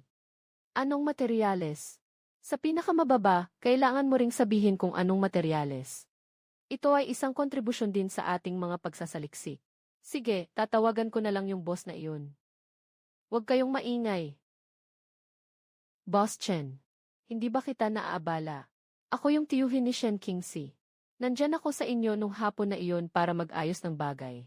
Naalala mo ba ako? Oh, ikaw pala, gumaling ka na. Bakit ka tumatawag? Narito na ako para mang-abala. Wala. Nandito ako para ipaalam sa iyo ang magandang balita. Yung modulo na inayos mo. Napakaganda ng gamit. Hindi ba't obvious na yun? Maaari bang magsalita ka ng mga bagay na hindi ko alam? Para maayos ang makina ng lithography para sa iyo. Kinuha ko pa mismo mula kay Lao Qianmazi ang tinik. Pinulbos at hinalo sa solder. Plano ko sanang magtakda lang ng ilang daang piso para mapababa ang presyo ninyo. Nang marinig nila, nagkatinginan ang mga tao sa lugar at nagulat. Anong klaseng kalokohan to? Teknolohiya ng label ni Lao Ganma at ng lithography machine. Teknolohiya ng nagbebenta ng sili. Parang ang aga naman yata nito. Maraming paraan si Boss Chen para ayusin ang lithography machine. Unang beses kong naramdaman na ang lithography machine. Bakit ang cheap naman nitong bagay na to? Kahit anong pwedeng matanggal na takip nito. Magdadala tayo ng konting gamit para ayusin. Hindi ko sinasabi na matanda na si kuya. May problema ka ba o wala? Nasa gitna pa ako ng trabaho dito. Si Auntie Liu sa kabilang bahay naghihintay pa rin, nagluluto gamit ang induction stove. Walang problema. Nang marinig ko si Zudehao, diretso kong binaba ang tawag. At pagkatapos ang buong laboratorio ay nahulog sa isang katahimikan. Ano ang huling sinabi ng boss? Sabi niya, kailangan niyang ayusin ang induction cooker. Kaya niyang ayusin ang photolithography machine. Bakit kailangan niyang ayusin ang induction cooker? Biglang kumilos ang lalamunan ni Zudehao. Mahirap na sumagot. Sabi niya na nagluluto si Tia Liu sa kapitbahay. Naghihintay na kailangan magluto ng pagkain. Paulit-ulit na sinabi ni Ginoong yan na may malamig na tingin. Kasunod nito, ang buong lupa ay nakatagilid. Diretso itong bumagsak. Dalhin sa ospital. Ilang minuto pagkatapos sa ospital. Doktor, kamusta ang pasyente? Walang masyadong problema. Sobrang galit lang. Tumaas ng husto ang presyon ng dugo. Ano bang ginawa ninyo? Sa edad na ito, huwag mong gawin yung nakababaliw na bagay na yan. Nang marinig iyon, ang puso ni Zudehao na nakatago sa alala ay sa wakas ay bumaba na. Ang nakababaliw na bagay. May mas nakababaliw pa ba kaysa sa paggamit ng photolithography machine? Para ayusin ang takip ng Lao Ganma. Mas nakababaliw pa ba kaysa niyan? Nga, para bang binabali ang prinsipyo ng siyensya? Sino ba talaga itong nag-aayos ng appliances? 120. 120, Ginoo Zhu, maaari ba tayong makipag-ugnayan muli sa may-ari? Ginoo Zhu, maaari ba nating makipag-ugnayan muli sa may-ari? Gusto naming malaman kung anong brand ito. Ang takip ng Lao Ganma ay nakakapag-ayos ng lithography machine. Mahalaga ito sa amin. Ginoo Zhao, huwag mong itago ang impormasyon, ha? Ito ay tungkol sa kabutihan ng lahat sa atin. Huwag kang mag-alala, ang kredito ay sa iyo. Hindi kami makikisawsaw. Hindi ko sinabing kukuha kayo ng kredito. Kaya lang, hindi maganda ang ugali ng boss na ito. Kahit na tayo ay hindi karaniwang tao. Sa kanilang paningin, wala tayong halaga. Hintayin niyo akong makahanap ng mas magandang pagkakataon. Magsusumite ako sa kanya na maglingkod sa bayan. Nakita ng lahat na hindi na sila nagsalita. Lahat ay tumango-tango. Ang sikat ng araw sa hapon ay tamad. Natapos na ang trabaho sa umaga. Ako na may toothpick sa bibig. Ay nakapahinga ang mga kamay sa upuan habang nanginginig. Naisip ko kung anong kakainin ngayon. Sa oras na iyon, biglang may malapit na tawag mula sa labas ng pinto. Xiao Chen hindi ka pa kumakain, di ba? Tingnan mo, ang induction cooker ay mabilis nang naayos. Yung niluto ni tita kanina, adobo. Subukan mo na agad. Ay, salamat, tita. Kung pag-uusapan ang lasa ng pagluluto. Sa mga restoran, kahit 800 na uri ng lasa, hindi kasing sarap ng nilutong may asin at toyo sa bahay. Salamat sa iyo, tita. Hindi ka naniningil tuwing nag-aayos ng mga bagay. Kung hindi dahil sa iyo ngayon, tita, wala na akong makakain. Ang galing mo talagang magluto. Mas mabuti pa ito kaysa sa opisyal na serbisyo pagkatapos ng benta. Habang nagsasalita si Chaliu, tiyak na walang magandang mangyayari. Sa opisina ni Song Mingyuan ng sentral na sistema, 2 lalaki ang nakatayo sa harap ni Song Mingyuan. Halos nakayuko na ang mga ulo nila. Naupo si Song Mingyuan sa likod ng kanyang mesa. Tuwid na tuwid ang kanyang likod. Nasa harap niya ang naayos kong black box na bug. Ito ay isang military grade na bug. Ang antas ng seguridad ay nasa Class A. Ang core technology ay inabot ng maraming pagbabago mula sa iba't ibang research institute bago ito naayos. Gaano katagal ang ginugol niya? 5 minuto. Hindi, 6 na minuto. Isang militar na antas na eavesdropper. Sinasabi mo sa akin na siya ang gumawa nito. Walang gamit ang kahit anong kagamitan. Tingnan mo ako, parang tanga ba ako? Hindi ba't puro kalokohan lang ito? Totoo bang ministro siya? Pumasok kami at ang pinag-uusapan ay ang music player. Ngunit direkta itong kinuha ng kabilang panig at tinunog ang pinakamataas na lihim na reboot sequence. Ang itim na sistema na pinahirapan naming alok ay na-activate niya. Parang alam niya mula sa simula kung ano ito. Isang pinakamataas na lihim na sequence para sa pagkukumpuni ng mga appliance. Walang anumang kagamitan. Gamit ang isang sirang daliri lang na naitukso. Bakit parang napaka-sci-fi? Sa buong opisina, biglang nagkaroon ng katahimikan. Si Song Mingyuan ay nakasandal sa upuan. Pumikit, at huminga ng pantay. Ang isip ay mabilis na umikot. Ano ang tungkol sa tindahan? Mayroon bang espesyal na bagay sa loob ng tindahan? Wala naman siguro. Mukhang isang karaniwang repair shop lang. Puno ito ng langis, mga piyesa, at mga electrical conductor. At sobrang gulo. Pagpasok pa lang namin, napansin na namin ang tindahan. Muling sinuri ng mabuti. Walang nakita na nakatago. Mga lihim na silid o mga high-tech na kagamitan. Huminga ng malalim si Song Mingyuan. Punong-puno ng pagkadismaya ang mga mata niya. Isang taong kayang biglang mag-decrep kay Heije ay kusang loob na maghihintay. Sa isang magulo na repair shop, medyo nakakatakot na ito mismo. Sinasabi ba na ang isang baraha ng taong ito ay hindi dapat ganoon? Kung talaga siyang baraha ni Zhu Dehao, hindi rin sana magre-report si Zhu Dehao. Sa loob ng opisina, ang atmosfera ay seryoso na halos parang pupunlaan ng pawis. Habang lumalabas ang pawis, nang tila mabigat na mababasa na ito ng tubig, biglang bumangga ang pinto sa isang tao. Ministro Song, tingnan mo, nangyari na. Hindi tayo niloko ni Zhu Dehao. Totoo ang 1% na katumpakan. Saan galing ang ulat na ito? Kinuha ni Song Mingyuan ang 3 ulat at tumingin ng ilang beses pagkatapos. Biglang nagkunot ng noo. Kasama ko si Ginoong Yan sa ika-7 institusyon ng pananaliksik. Ang ulat na ito ay mula sa nakuha namin. Kumusta, Ministro Song? Dahil dito sa ulat, maaari na tayong mag-anunsyo sa mundo tungkol sa China. Bakit hindi bumalik si Ginoong Yan kasama ninyo? Na-ospital si Ginoong Yan. Anong sakit ang dahilan ng pagka-ospital? Nawala na siya. Sa mga salita ng doktor, masyado lang siyang na-excite. Tumaas ang presyon ng dugo. Si Song Mingyuan ay talagang walang masabi. Ang kagalang-galang na liulaw ay natalo pa. Nang ulat na ito mula kay Zhang Xin. Mukhang ang China ay nakatakas mula sa kanluran. Dumarating na ang araw ng pagtugon ng mga bansa. Sa oras na ito, tumunog ang telepono sa mesa. Hello, General Zhao Hu. Hu Xiao, alam ko na. Hindi ito pwede. General Zhao, alam ko na gusto ninyong hulihin si Hu Xiao. Pero hindi ba ito labag sa patakaran? Hindi pwede. Siyempre, hindi pwede. Pagkaangat pa lang ng telepono, Si Song Mingyuan ay patuloy na tumatanggi. Ang kanyang ekspresyon ay tila lalong pumangit. Lao Zhao, hindi ko naman ayaw tumulong sa iyo. Talagang hindi ko kayang tumulong. Si Nahok Xiao ay isang mandirigmang may 6 na sulok na hugis. Sa mga pagsasanay militar, si Nahok Xiao ang pinapangarap na bangungot ng lahat ng mga komandante. Ang taong ito ay laging sumusunod sa karaniwang paraan. Napakatalino at nakababahala ang taktika niya. Noong nakaraang taon, isang elite na Panzer Division ni Zhao Hu. Hindi natapos ang kalahating ruta sa pagsasanay. At agad na inabisuhan ng opisina ng direktor. Tinutukoy ang lahat bilang patay. At ang ehersisyo ni Hu Xiao. Ang pinakamalaking patakaran ay walang patakaran. Lao Song, ang pagkakataong ito ay para sa hinaharap. Simulasyon at pagtutol sa mataas na teknolohiyang digmaan. Hindi natin maaring dalhin ang mga sundalo ng kahapon para makipaglaban sa digmaan ng hinaharap. Kaya kailangan mo akong tulungan sa pagkakataong ito. Kailangan kong mahuli si Hu Xiao sa pagkakataong ito. Lao Zhao, hindi ito dahil ayaw kong tumulong. May mga patakaran ang hukbo. May mga patakaran din ang aming institusyon.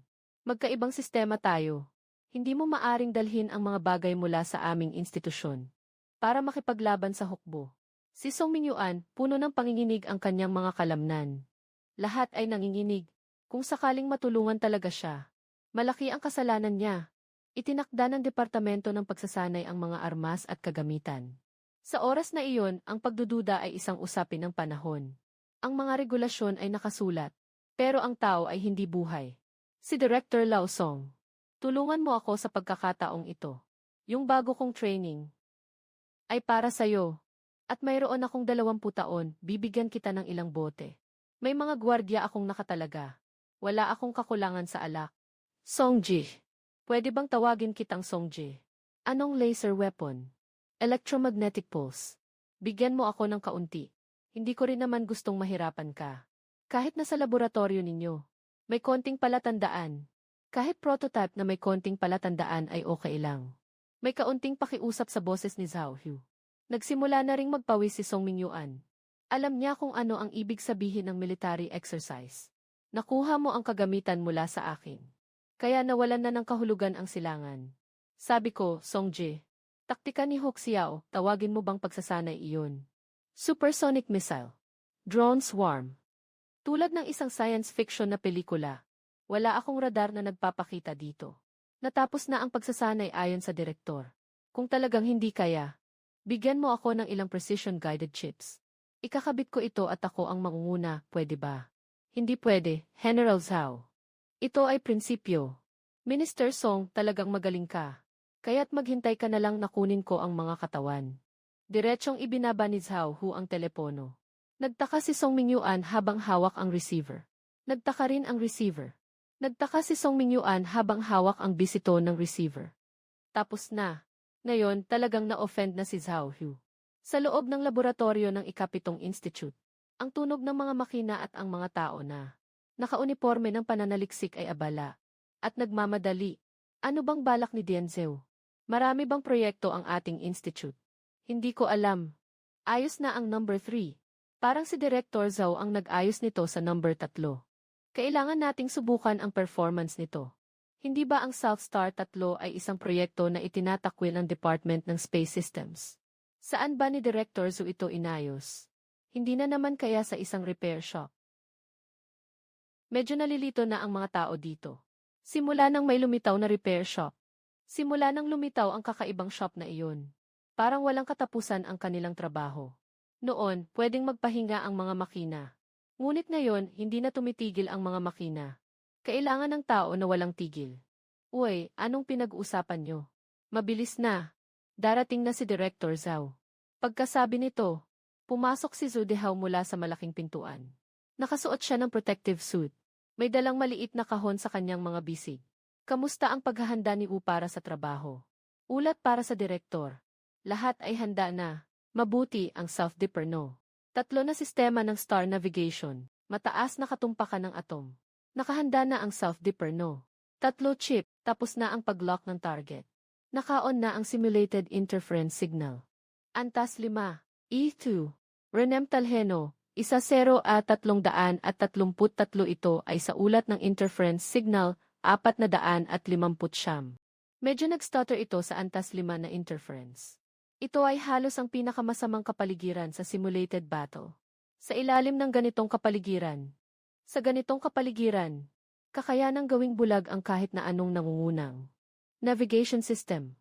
Sige, simulan na natin. Kasabay ng utos ni Zudihao. Sinimulan ng mga drone ang paggalaw. Sa gilid ng projection ay lahat ng detalye ng drone. Biglang nagkaroon ng malaking pagbabago sa buong kapaligiran ng projection. Nagsimula ng tumataas ng sobrang mabilis ang mga datos.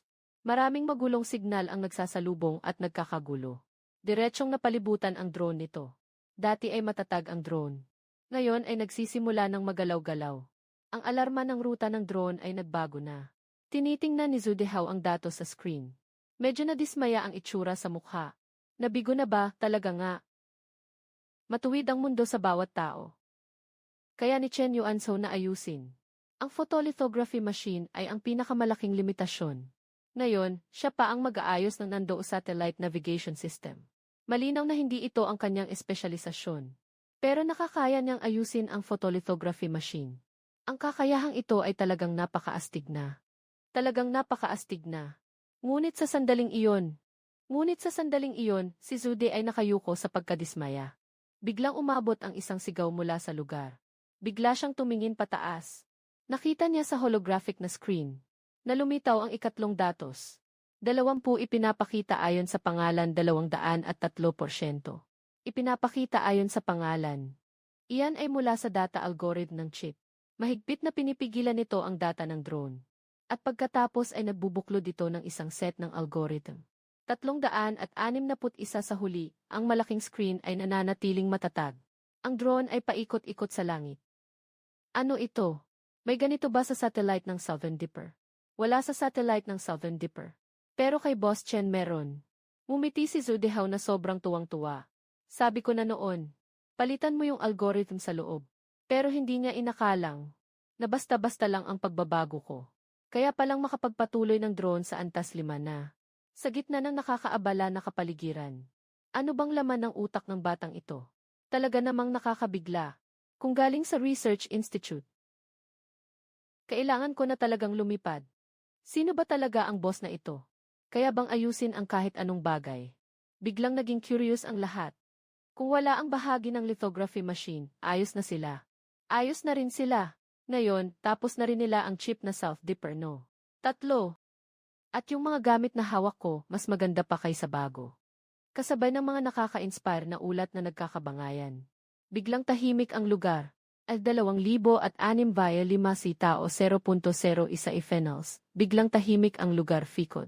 T7. Biglang naging tahimik ang lugar. Lahat ay nagulat. Ang mga datos na ito ay hindi lamang kumakatawan sa tagumpay ng Nando 3. Ito rin ay isang 72.00 G-desu 1.0, 0 isa fika 5. Isang hindi pa nagaganap na tagumpay sa kasaysayan ng pananaliksik ng China. Walang katulad na tagumpay. At si Zudihao ay nasa kanyang cellphone. Tumawag ako sa isang numero. Halo, si Boss Chen ito. Ang chip ng Nanda 1. 3. Ikaw yung muntik nang mamatay sa tindahan ko. Bakit ka tumawag? Para manghuthot ng pera. Hindi ito tungkol sa pera. Gusto ko sanang sabihin sa iyo. Yung chip na naayos mo, ngayon ay nasa loob ng porsyento. Ito ay isang napakakapansin-pansing datos. O, may iba pa bang bagay? Si Zudihao ay masayang nagsalita ng marami. Ngunit ako sa kabila ay walang kahit anong kasiyahan. Boss Chen, hindi ka ba magugulat? Nakakagulat ang datos na ito. Bakit naman ako magugulat? Akala mo ba ako ay isang mandadaya sa kalye? May prinsipyo naman ako, di ba? Akala mo ba binibigay ko lang ng walang bayad yung ilang daang piso? Boss Chen, hindi ko ibig sabihin yun. Ayos na kung ganun. Napatay. Medyo naguluhan si Zudihao. Parang nararamdaman niya na ako ang naglagay nito. Isang bitag na inihanda ko. Direk, ayos ka lang ba? Walang problema, ilagay mo na ang chip sa akin. Kailangan kong pumunta sa Aerospace Department. Yung nandoon. 3 kinuha ko mula sa Aerospace Division. Noong una, sinabi nilang hindi na maayos ang bagay na ito. Kaya sinubukan ni Zudihao ang kanyang swerte. Sa kabilang panig, isang sasakyan ng militar ang mabilis na bumabagtas. Ang destinasyon ay nasa likuran ng sistema ng aviation. Mukhang halos tumutulo na ang tubig sa mukha ni Zhao Hu. Sila Osong, ang tanga niyang ulo, ay talagang hindi tumulong sa oras na ito. Hindi ka ba tutulong? CJ, kaya't diretso na akong pupunta sa punong tanggapan para hanapin si Zheng Qiwen. Dito talaga ang lugar para sa mga bagay na may kinalaman sa langit. Na mga bagay. Nang maisip ito, nadagdagan ang pag-asa ni Zhao Hu. Sa gusali ng kagawaran ng sistema ng aeronautics, nag-uumapaw ang mga tao. Naabala sa kanilang mga gawain. Ang opisina ni Zheng Qiwen ay hindi parang opisina. Mas parang isang command center noong panahon ng digmaan. Patuloy ang tunog ng telepono. Ang mga tao na pabalik-balik ay parang palengke na masigla. Bawat isa ay parang dugo ng manok. Para bang nakasulat sa mukha ang pagkaabalahan.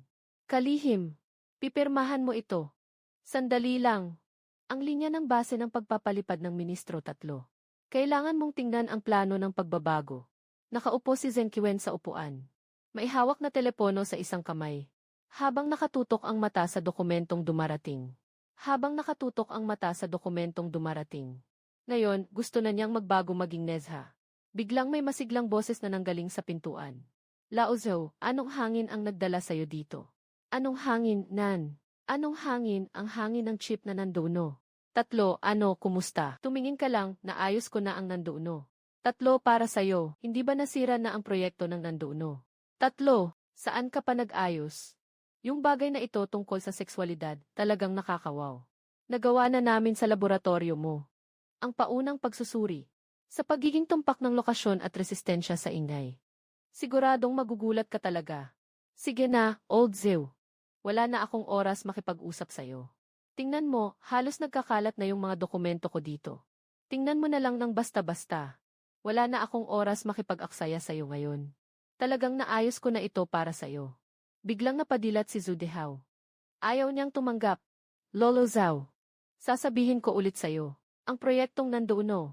3, matagal nang nakatadhana na sa taas na mamatay ka. Kailangan ng pag-aayos. At sa huli, hindi natin masisiguro na matatapos ito. Pero talaga namang naayos ko na. Pwede bang tignan mo muna bago magsalita? Sige, kayo ang pinakamagaling sa korte. Pero ngayon, nagre-review ako ng mga dokumento. Dali, kunin mo na yung bagay na ito. Kung talagang naayos mo na ito, ibibigay ko na sa iyo ang bagay na ito. Diretsong itinulak ni Zheng Qiwen ang kahon palabas. Agad na naging masama ang mukha ni Zhu Dehao. Isang alon ng galit ang umusbong mula sa kanyang mga paa. Diretso sa kanyang ulo. Kaagad siyang lumingon. Bitbit ang kahon at umalis sa opisina. Samantala, may lumabas na isang anino mula sa gusali ng opisina. Sina Zhao Hu at ang gwardiya ay parehong mukhang nagalit. Bakit parang kasing-kasing ni Zheng Qiwen si Song Mingyuan? Kasing-kasing ni Song Mingyuan. Anong prinsipyong issue ito? Mas mahirap pa ito kaysa kay Song Zhengyuan. Gumamit na siya ng pananakot at pang-udyo. Ngunit si Zheng Qiwen ay hindi nagpapadala dito. Ang nandauno. 3 ay parang tumutugtog sa isang baka. Nang makarating ang dalawa sa bakuran, narinig nila ang isang tao na nagmumura. Nandauno. 3, hindi ba't isang ambisyosong proyekto ito ilang panahon na ang nakalipas? Isang high-tech na proyekto. Ngunit sa huli, natigil ba ang proyekto? Lumingon si Zhao Hu. Saktong tumama ang kanyang tingin kay Zhu Dehao. Ang mukha ni Zhang ay mas mabigat pa sa galit ng multo. Magandang araw, Ginoo. Ang tinutukoy mo kanina ay ang nanduno. 3 ba? Nang marinig ito, napatingala si Zhu Dehao at nagulat. Ayos na ayos. Kahit hindi ko siya kilala. Pero malinaw na malinaw ang maliit na bituin sa kanyang balikat. Magandang araw, sir. Ito ang nanduno. 3, ito ang chip ng nanduno. 3, nakaka-repair lang ng aming ikapitong research institute. Na bagong ayos. Ngunit si Zheng Qiwen, yung matandang tao, ay walang kaalaman. Sinasabi na ang self-dipper no. 3 ko ay peke. Agad na bumati si Zhu Dehao kay Zhao Hu. At pagkatapos ay inilabas ang kanyang self-dipper no. 3, tama ang alaala ko, talagang na-scrap ang proyektong ito. Noon iyon. Ngunit nalampasan ng aming research institute ang problemang ito. Nagawa na namin ang pag-upgrade. Sa kasalukuyan, ang katumpakan ay kayang maabot hanggang sa isang langaw. Napakalakas ng kakayahan nitong labanan ang mga sagabal. Kahit na pumutok ang langit, kaya pa rin itong gumana. Ang pinakamahalaga ay, mayroon itong sariling algorithm. Maaaring ituring na pagkakataon ni Zhu Dehao na maglabas ng sama ng loob. Sunod-sunod ang masiglang pagpapakilala. Talagang ganito kagaling. Nagulat si Zhao Hu nang marinig niya.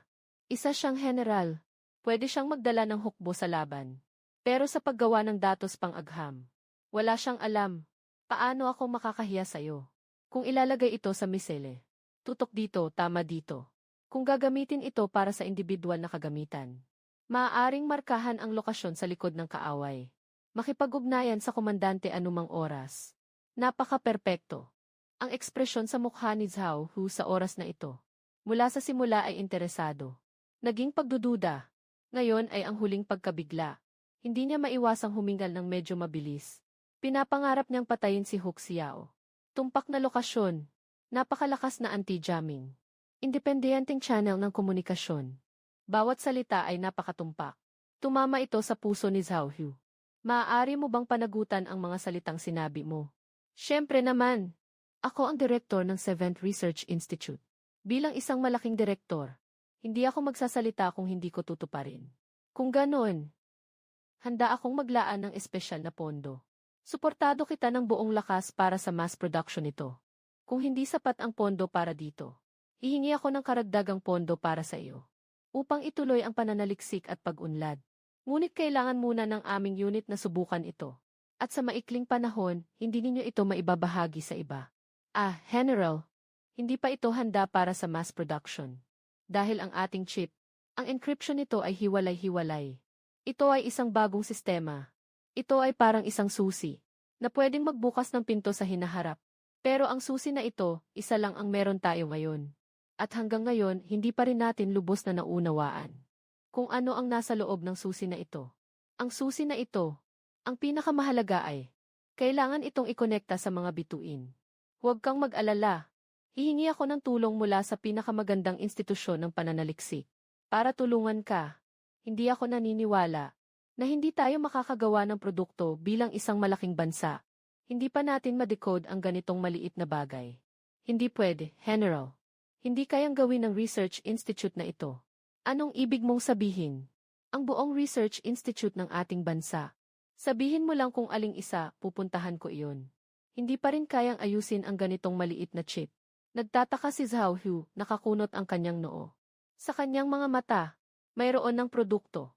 Iyon ay mayroon ng takdang aralin. Mayroon ng takdang aralin. Hawakan mo lang at kopyahin, di ba? Tungkol sa general na ito, hindi talaga kayang gawin ng institusyon ng pananaliksik. Sino ang dapat na humawak nito? Tindahan ng pagkukumpuni ng mga appliances. Anong klaseng bagay ito? Biglang tumaas ang boses ni Zhao Hu ng ilang beses. Naramdaman niyang parang may problema ang kanyang pandinig. Mga bagay na hindi kayang ayusin ng institusyon ng pananaliksik. Paano mo aasahang maayos ito ng isang tindahan ng appliances? Nagmumukha ka bang naglalaro sa akin? Ikaw at ako ay nag-aaway. Ito ay may kinalaman sa isang bansa, na isang pangunahing proyekto para sa hinaharap na estratehiya. General, alam ko, parang hindi ka panipaniwala ito. Ngunit hindi ko rin maipaliwanag ang bagay na ito. Tara na, malalaman mo. Sa kasalukuyan sa repair shop, amoy ng nasusunog na plastik ang nasa hangin. May hawak akong maliit na pin. Hinuhugot ko ang isang maliit na kapasitor na mas maliit pa sa bigas. Para palitan ang luma ng amplifier. Ding! Nai-repair ko na ang isang amplifier mula dekada 80. Nakakuha ng 2 puntos sa teknolohiya. Kasalukuyang teknolohiya 1,948. Kasabay ng paglagay ko ng sipit. Isang mekanikal na tunog ang umingay. Ilang araw na ba ito? Ang mga inaayos ay o kaya ay rice cooker o induction cooker. Ang pag-unlad ng teknolohiya ay mas mabagal pa sa pag-usad ng snails. Noong nakaraang beses, nag-ayos ako ng chip ng light fight no. 3. Tingnan mo kung gaano kabilis ang pag-unlad ng teknolohiya nila. Kung ganito ang takbo ng bilis, huwag nang sabihing ito ay mga guhit ng paggawa ng battleship. Maging ang mga piraso ng isang individual na exoskeleton ay hindi sapat. Sa mga sandaling iyon, isang military vehicle ang dahan-dahang huminto sa harap ng tindahan. Tumingin si Zhao Hu sa karaniwang kalye sa kanyang harapan. Nakatayo ang kanyang mga kilay. Narito na ang general. Medyo magulo ang kalye. Ang mga sigaw ng mga maliliit na nagtitinda ay walang humpay na umaabot sa tainga. Maraming tao talaga. Ngunit mukhang walang pinagkaiba sa ibang maliliit na kalye. Nilagay mo ang lihim na base dito. Hindi ka ba natatakot na mahuli? Saan tayo papasok? Ano ang sigaw at lihim na tanda? Lihim na base. Walang lihim na base ang general. Wala ring anumang pasukan. Dito ang pagawaan na pupuntahan natin. Zhou Dihao. Akala mo ba naglalaro ako sa iyo? Hindi kayang ayusin ng self-dipper, no? 3 ang Research Institute. Dinala mo ako sa ganitong sira-sirang lugar. Malapit nang magsimula ang military exercise. Akala mo ba sayang lang ang oras ko? Tahimik si Zhao Hu ng ilang sandali. Bigla siyang nagalit. Huwag kang magalit, General. Ang ating self-dipper ay dito mismo na ayos. At hindi lang iyon. Ang mga lithography machine noong nakaraang mga araw ay dito rin naayos ang katumpakan. Kung hindi natin ito magagawa dito, gusto kong. Wala nang lugar sa buong mundo. Wala nang isang lugar sa buong mundo na kayang gawin ito. Kahit na ayusin pa ang photolithography machine. Biglang nanlaki ang mata ni Zhao Hu. Sino ba ang hindi nakakaalam na mahirap ayusin ang photolithography machine? Paano pa kaya sa lugar na ito na kaya pang mag-ayos ng photolithography machine? Maingat niyang pinagmasdan si Zhou Dihao. Ang kausap ay talagang ang direktor ng ikapitong institusyon. Napakalaking katungkulan. Hindi siya magpapanggap na pumunta sa ganitong lugar. Tara, pumasok tayo at tingnan. Kung iba ang sinasabi sa loob. Kahit na ikaw ay isang hari, papaalisin kita. Inayos ni Zhao Hu ang kanyang damit at naglakad patungo sa repair shop. Si Zhou Dihao ay huminga ng malalim at agad na sumunod sa kanya papasok. Ding! Nakatuklas ng maaring ayusin na bagay. Flashlight na may 3 uri ng taktikal. Naka-short circuit ang internal na circuit board. Falcon na tactical goggles. Nawawala ang thermal coating. Hummingbird na mini communicator. Sira ang signal receiver template. Nang pumasok ang ilang tao, kinuha ko ang impormasyon mula sa taong malapit kay Zhao Hu na maaaring ayusin. Lahat ay gamit militar. At sa kayong lalaking namumuno, makikita mo, hindi mababa ang katayuan. Mukhang isang malaking tao sa militar. Boss, ang tagal na nating hindi nagkita. Tito, matagal na. Kamusta ang kalusugan? Kahit na hindi ko gaanong gusto si Zhou Dihao. Pero ang customer ay Diyos. Kailangan pa ring maging magalang. Mabuti ang katawan. Mabuti rin ang chip. Sa pamamagitan ni Boss Chen, maganda ang mga prutas. Babalik na kami. Mas maganda ang performance kaysa sa orihinal. Ayos na. Maaari bang magsabi ka ng mga bagay na hindi ko alam? Si Zhao Hu sa tabi ay patuloy na umuugoy ng kanyang ulo. Akala niya ang may-ari ng tindahan ay tiyak na. Isang lalaking nasa 40 o 50 taon. Ngunit hindi niya inasahan na isang batang 20 taong gulang lang. Akala niya sa loob ng tindahan ay magkakaroon ng ilang espesyal na tumpak na kagamitan. Pagpasok niya, bukod sa amoy ng kalawang, mayroon ding amoy na nasusunog na plastik sa hangin. May hangin pang naglalakbay. Bata pa, madaldal at mapagmataas. Buwis buhay at mayabang. Ang mga ganitong tao ay talagang mahuhusay. Talagang kalokohan ito. General, hindi pa ito nagsisimula.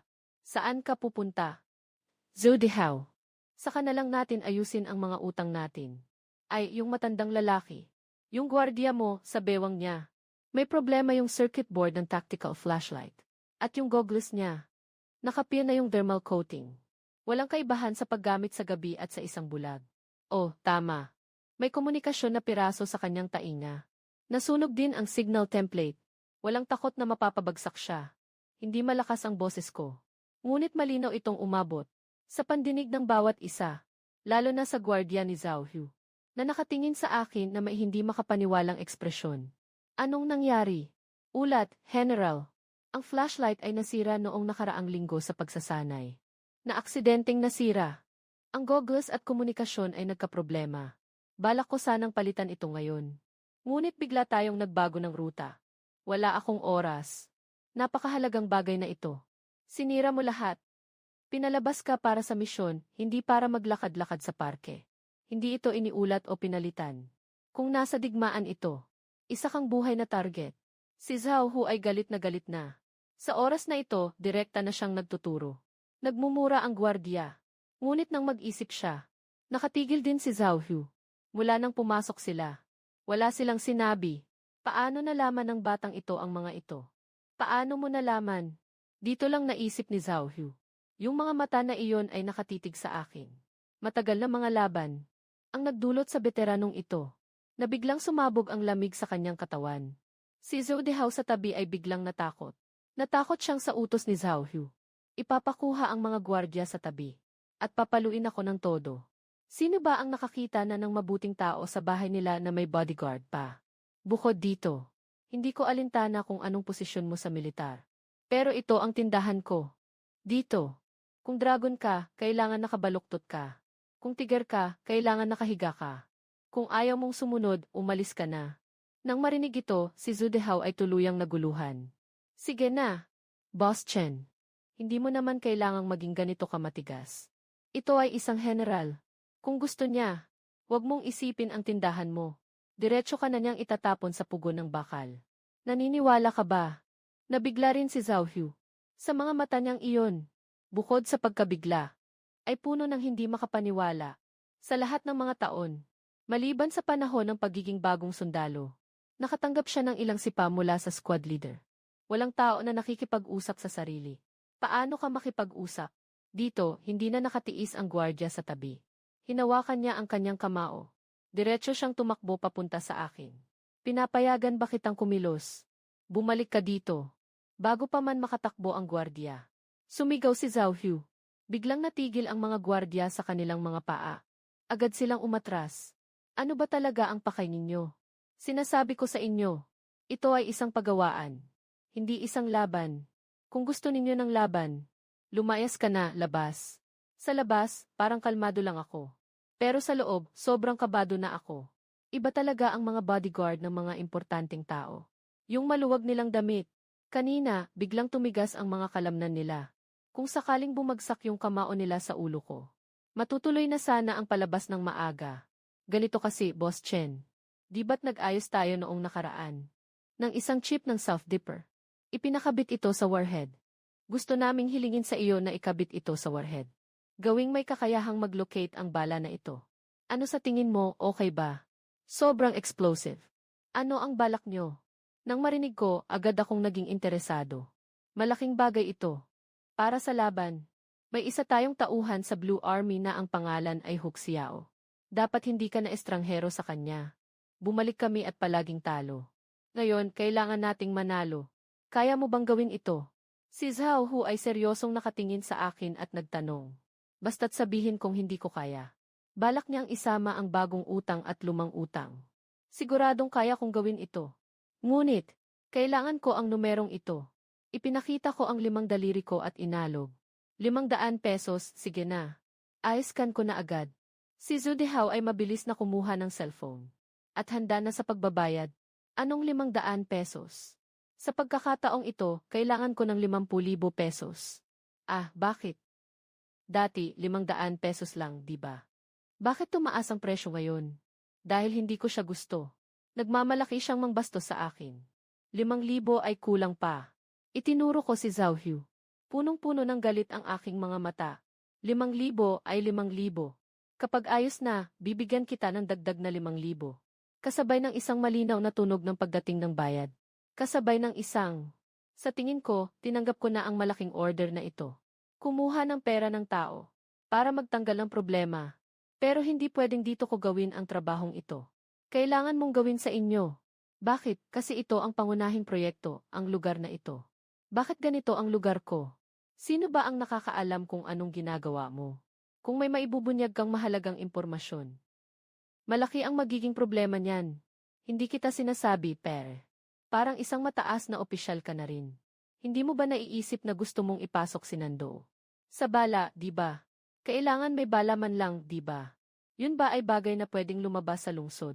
Kapag lumabas yan, hindi ba ako magiging balita? Ito. Si Zhao Hu ay muling nabigo.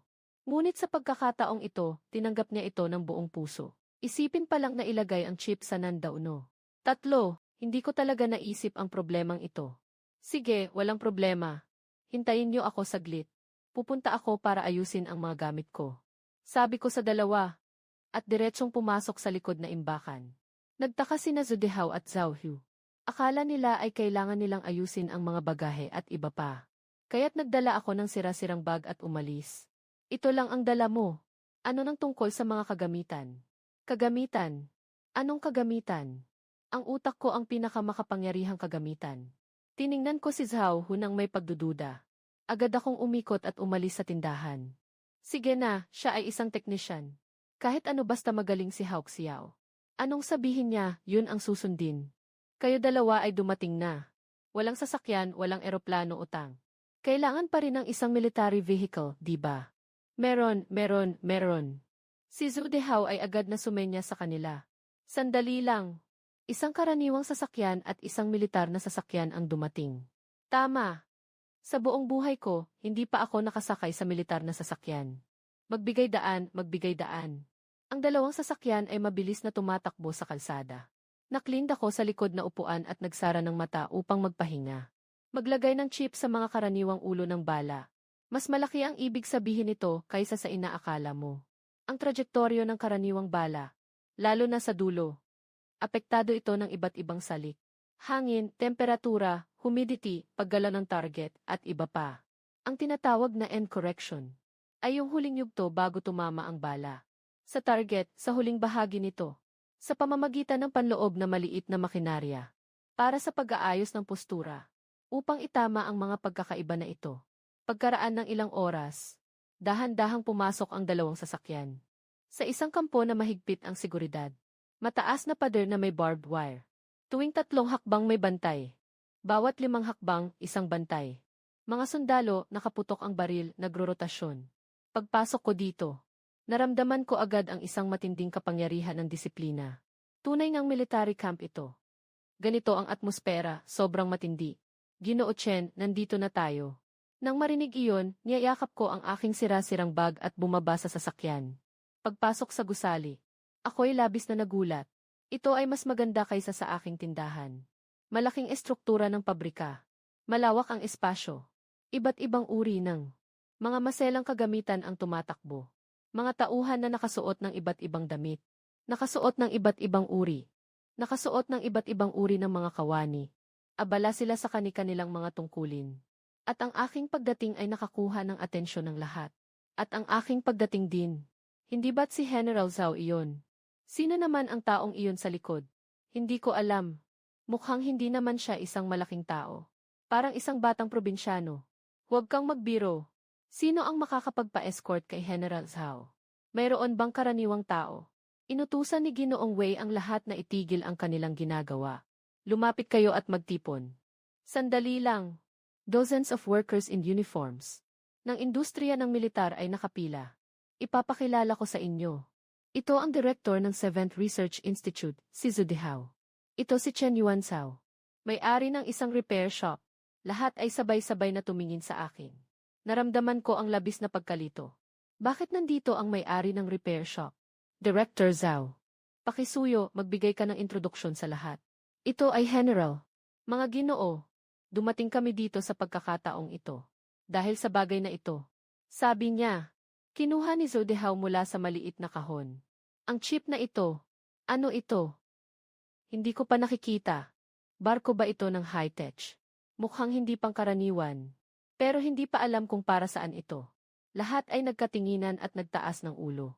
Tumingin sa bagay na hawak ni Zhu Dehao. May halong pag-uusisa sa mukha. Ito ang chip ng Southern Dipper 3.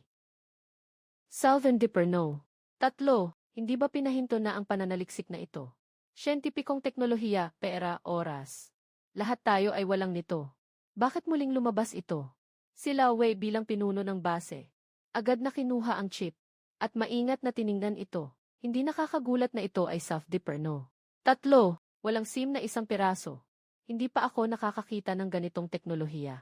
Ang material ng base ay hindi pangkaraniwan. Hindi ito karaniwang silicon-based. Parang carbon-based na material ito. Tingnan niyo ang precision na ito. Siguradong mas mababa pa sa 3 nanometers. Saan kaya ito ginawa sa laboratorio? Paano ang power consumption at heat dissipation? Sa ganitong taas na cluster speed, kapag tumakbo na ito, hindi talaga magiging mababa ang heat output nito. Sa ilang saglit na panahon, nagsimula ng mag-ingay ang lahat. Nakikita ni Zhao Hu ito. Kahit na dito kami ay isang militar na base. Pero yung mga nakapasok dito na mga inhinyero ng militar, kadalasan ay galing sa ibang research institute. Ganito lang ang grupo nila. Lahat ay magagamit. Lahat ay nakakatakot na gamit ng mata. Mukhang talagang may bisa ang bagay na ito. Ano sa tingin ninyo?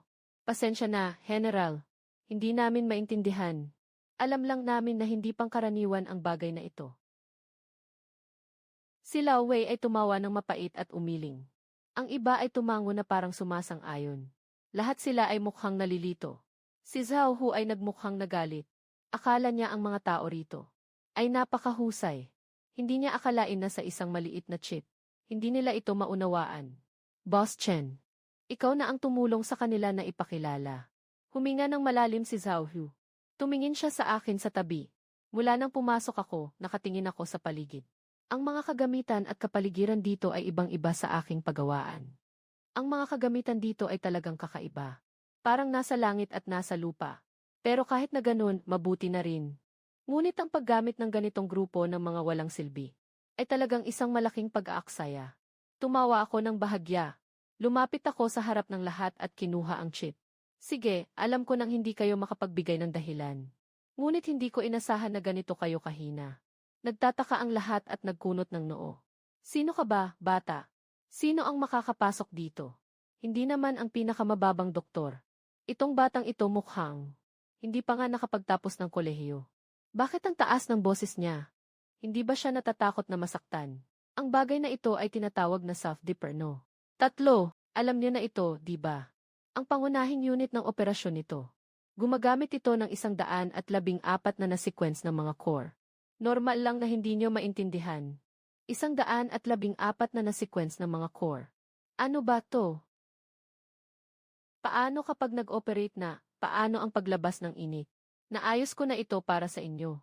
Gumagamit ito ng ganap na maaring umangkop sa realidad ng pang-araw-araw na matatag na operasyon. Ganap na maaring umangkop sa matatag na operasyon. Ang mga microhole na ito sa chip. Ito ang mga pasukan at labasan ng microthermal energy. Maaari nitong i-convert. Maaari nitong i-convert ang thermal energy ng operasyon sa electrical energy. Sa ganitong paraan, nakakamit ang sariling kasapatan ng kapangyarihan. Itinuro ko ang chip at sinabi ng walang emosyon. Ngunit ang lahat ng naroroon ay hindi mapakali. Lalo na si Zhu Dehao, ang dekano. Mas lalo pang lumaki ang kanyang mga mata.